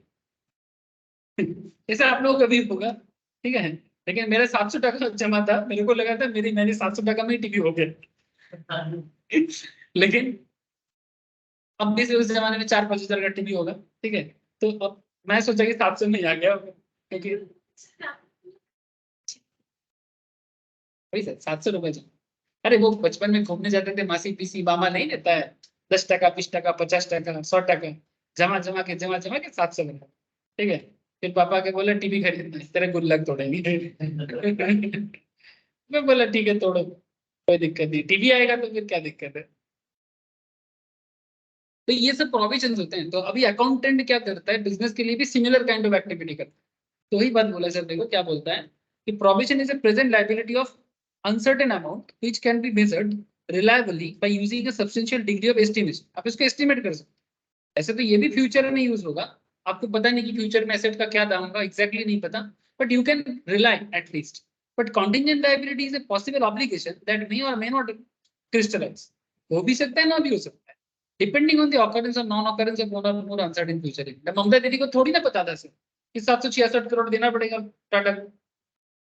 लेकिन अगर आपको मैं ये तो केस बताऊं, केस में तो ममता दीदी जीता है, क्लेम में ममता दीदी हारा, लेकिन केस में ममता दीदी जीता है। टाटा को तो जाना पड़ा ना, इवन जहां पर फैक्ट्री साइट था उसको टोटली डिसमेंटल करना पड़ा, डेनामाइट से पूरा उड़ाना पड़ा उसको। अभी वहां पर मैंने बेसिकली वो अभी गड्ढा बन गया सर, मतलब बेसिकली वो बड़ा बड़ा गड्ढा है। कुछ सिंगुर से एक दो स्टूडेंट था मेरा लास्ट ईयर, वो लोग बता रहा था वहां पर बड़ा बड़ा सांप है, मैंने जंगल झोंक हो गया और गड्ढा है, पानी है, तो सांप का रहने का अच्छा जगह है। अब सुन रहा था वहां पर कुछ करेगा ममता दीदी।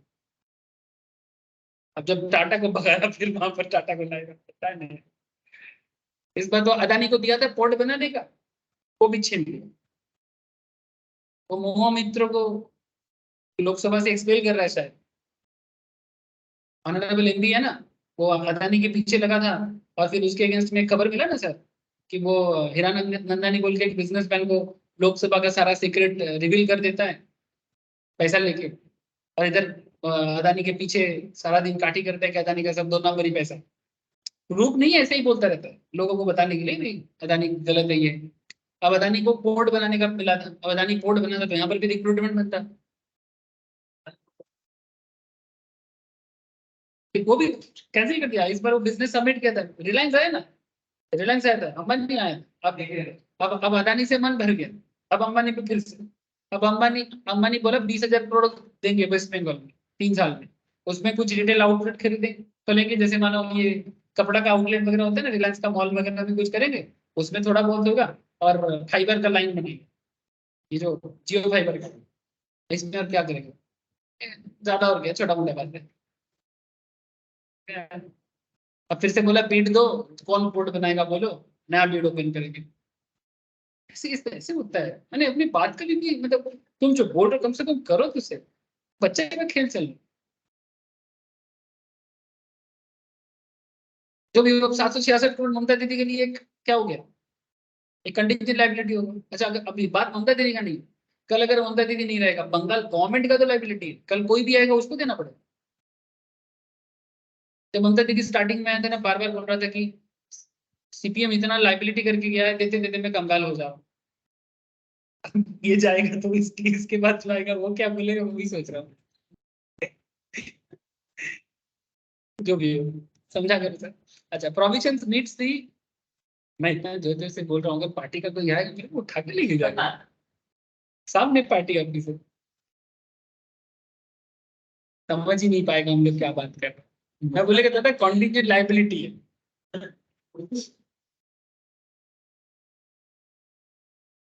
Provision meets the recognition criteria, contingent liability fails to meet this. क्योंकि प्रोविजंस को आप रिकॉग्नाइज कर सकते हो ना, कि भाई इस चीज का प्रोविजन है, मोबाइल का प्रोविजन है, प्लांट का प्रोविजन है, बिल्डिंग का प्रोविजन है, बट कॉन्टिजेंट लायबिलिटी को रिकॉग्नाइज नहीं किया जा सकता। होगा कि नहीं होगा पता ही नहीं, कैसे रिकॉग्नाइज करेंगे। Provision is recognised when An enterprise has present obligation arising from past events. An outflow of resource embodying economic benefit is probable. यानी आपको पता है कि भाई ये मशीन चल रहा है, ये कुछ दिन बाद खराब होगा, फिर ये खराब होगा तो मुझे रिप्लेस करना है, यू नो दैट, है ना.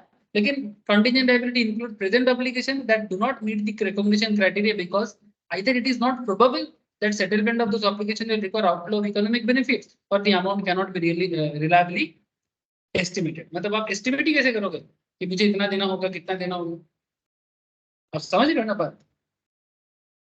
अच्छा, if the management estimates that it is probable that settlement of an obligation will result in outflow of economic benefits, it recognize a provision in the balance sheet. तो balance sheet में उसको recognise कर लेते. But if the management estimate, management को पता लगता है कि शायद कोर्ट केस हार जाए तो फिर मेरा तो पैसा जाएगा. एप्पल और सैमसंग में चलता रहता है, जानते हो. एप्पल और सैमसंग के बीच में बड़ा लड़ाई है इंटरनेशनल मार्केट में. आप लोगों को पता है, फोन के अगर बात करें तो एप्पल का कॉम्पिटिटर सैमसंग, सैमसंग का competitor Apple, no doubt best phone वही लोग बनाते. अब एप्पल बोलता है कि भाई ये मेरा कॉपीराइट किया, तो अब ये बात ना, सैमसंग कोरिया का कंपनी, एप्पल अमेरिका का कंपनी, तो अमेरिकन कोर्ट में जाओगे तुमको हर मैटर में सैमसंग के अगेंस्ट में केस मिलेगा. लेकिन फोन मार्केट देखो, अमेरिका ये नहीं बोल सकते कि भाई सैमसंग तुम फोन नहीं बेच सकते, क्योंकि मार्केट ओपन है. अगर वो इधर फोन नहीं बेच पाएगा तो फिर एप्पल भी तो बाहर नहीं आ पाएगा, तो फिर कोई किसी को रोक नहीं सकता. ऐसा खेल चल रहा है.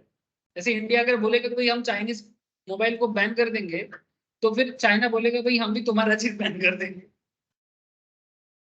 तो खेल क्या हो जाएगा ना, हम लोग मुश्किल में पड़ जाएंगे, क्योंकि अभी भी हमारे देश इंपोर्ट ज्यादा करता है, एक्सपोर्ट कम ही कर पाते हैं. तो अगर वो बैन लगा देगा ना किसी चीज में, तो फिर हम लोग इधर मेडिसिन नहीं बना पाएंगे, क्योंकि मेडिसिन का रॉ मटेरियल इधर से आता है. ये जो फर्टिलाइजर होता है ना बेसिकली एग्रीकल्चर में, उसका जो केमिकल्स होते हैं वो चाइना से आता है. इसलिए हम लोग चाइना से, हम लोग छोटा छोटा चीज भी चाइना से हम लोग को खरीदना पड़ता है. क्यों? क्योंकि अगर हम करेंगे तो वो उधर मुश्किल करा सकते. फिर वो कुछ गेमिंग वगैरह में बैन करके मुझे शो करने का कोशिश कर रहा था, देखो हम बैन कर दिए ये वो जो भी है. बट अल्टीमेटली वो बस एक झटका है. आखिर चीज वो बहुत बड़ा चीज, वो नहीं कर सकता इतना आसान. तो अब सैमसंग और एप्पल पे अगर आप ऑनलाइन सर्च करना केस बोल के, आपको इतना मिलेगा ना. अमेरिका में जाओगे सैमसंग के अगेंस्ट में केस पड़ा है, कोरिया में जाओगे एप्पल के अगेंस्ट में केस. वो बोलता है मेरा चोरी किया, वो बोलता है मेरा चोरी, और फिर दोनों तरफ का लॉयर जामी तो दोनों तरफ का लॉयर सेटलमेंट करता है. अब ये सब क्या हो गया? तो मैनेजमेंट को पता है कि कोई हारेगा कोई जीतेगा, लेकिन अगर वो कंटिजेंट लायबिलिटी के अंदर का बात है तो फिर उसका प्रोविजन मेंटेन करना पॉसिबल नहीं है. तो ही बोल रही थी, management estimate that it is less likely that economic benefit will outflow the firm to settle the obligation. It disclose the obligation as an contingent liability. उसको डिस्क्लोज करेगा, उसको डिस्क्लोज करेगा कि हाँ भाई मेरा लायबिलिटी हो रहा है. उसको अलग से एक नोट देके डिस्क्लोज करेगा. डिस्क्लोज करने का मतलब क्या है? बताना कि भाई मेरा लायबिलिटी बनेगा. Let us take an example. यहाँ पर एक एग्जांपल दिया है sir. The central excise officer imposes a penalty on Alpha Limited for violation of provisions of the Central Excise Act. Excise क्या होता है? हमारे देश में अभी तो जीएसटी आ गया, but excise department is also there. Excise का काम होता है मैन्युफैक्चरिंग पे टैक्स लगाना. एक्साइज ड्यूटी कहते हैं. There is a department known as excise department. Manufacturing करके गोडाउन से सामान निकालेंगे. मानो कि मेरा लैपटॉप का फैक्ट्री है, मैं लैपटॉप फैक्ट्री से बना के जैसे ही गोडाउन से निकालूंगा, मानो ये मेरा गोडाउन है, जैसे ही गाड़ी में निकालने जाऊंगा एक्साइज ऑफिसर आ गया. ऑफिसर नहीं आएगा, नहीं लेने जाएगा. तो सिंपल रूल है, एक्साइज ड्यूटी जमा करो फिर जाके गाड़ी निकालो. सरकार का टैक्स चेक करो, देना पड़ता है. देश चलाने के लिए बहुत कुछ करना पड़ता है. तो पॉइंट इज दैट कि एक्साइज ड्यूटी में अगर कुछ फॉल्ट है तो उसके बारे में बात करें. इसलिए बोला कि जिसको एक्साइज के बारे में पता नहीं. आजकल एक्साइज को जीएसटी के अंदर इंक्लूड करते हैं, बट अभी भी डिपार्टमेंट चल रहा है. तो central excise officer imposes a penalty on Alpha Limited for violation of provision of Central Excise Act. The company goes on appeal. Appeal मैंने कोर्ट में केस की.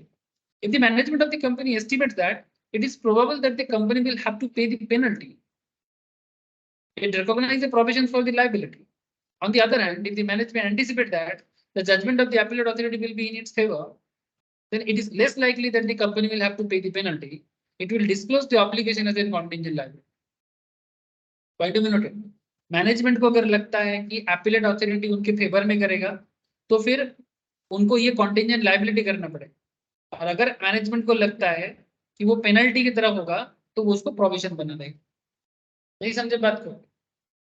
कि अगर उनको लग गया कि भाई ये तो मेरा चूना लगने वाला है, तो चूना लगने वाला माने पेनल्टी लगने वाला, तो पेनल्टी उसको पता है गलती किया है तो हो सकता है, तो वो उसका प्रोविजन चालू कर दे। तो पेनल्टी को प्रोविजन बनाना चालू कर।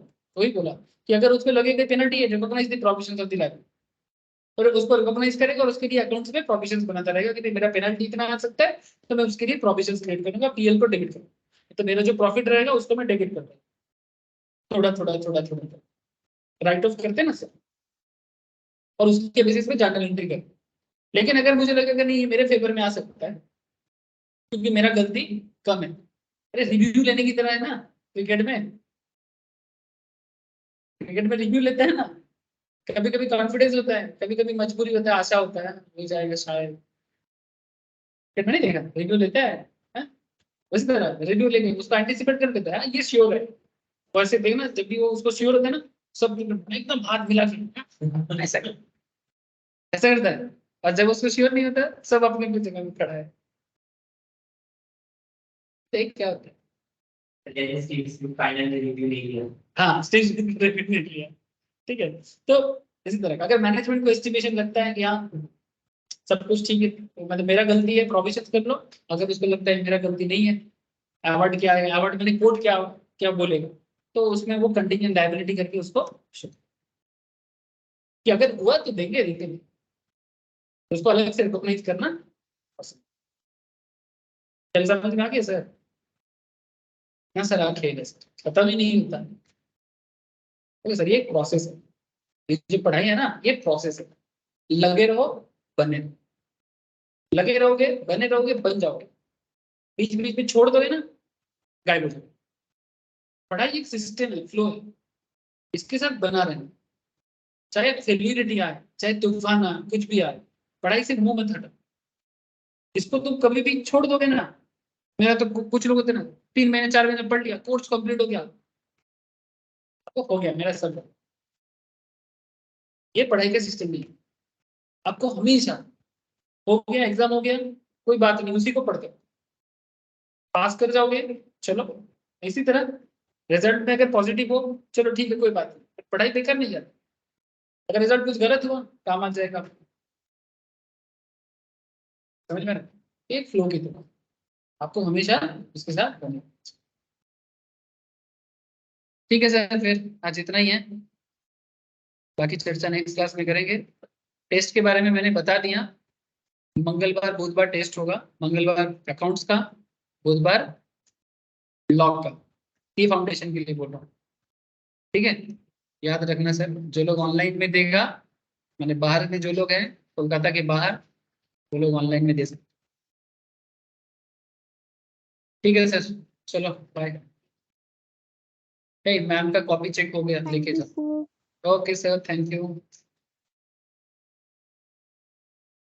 ठीक है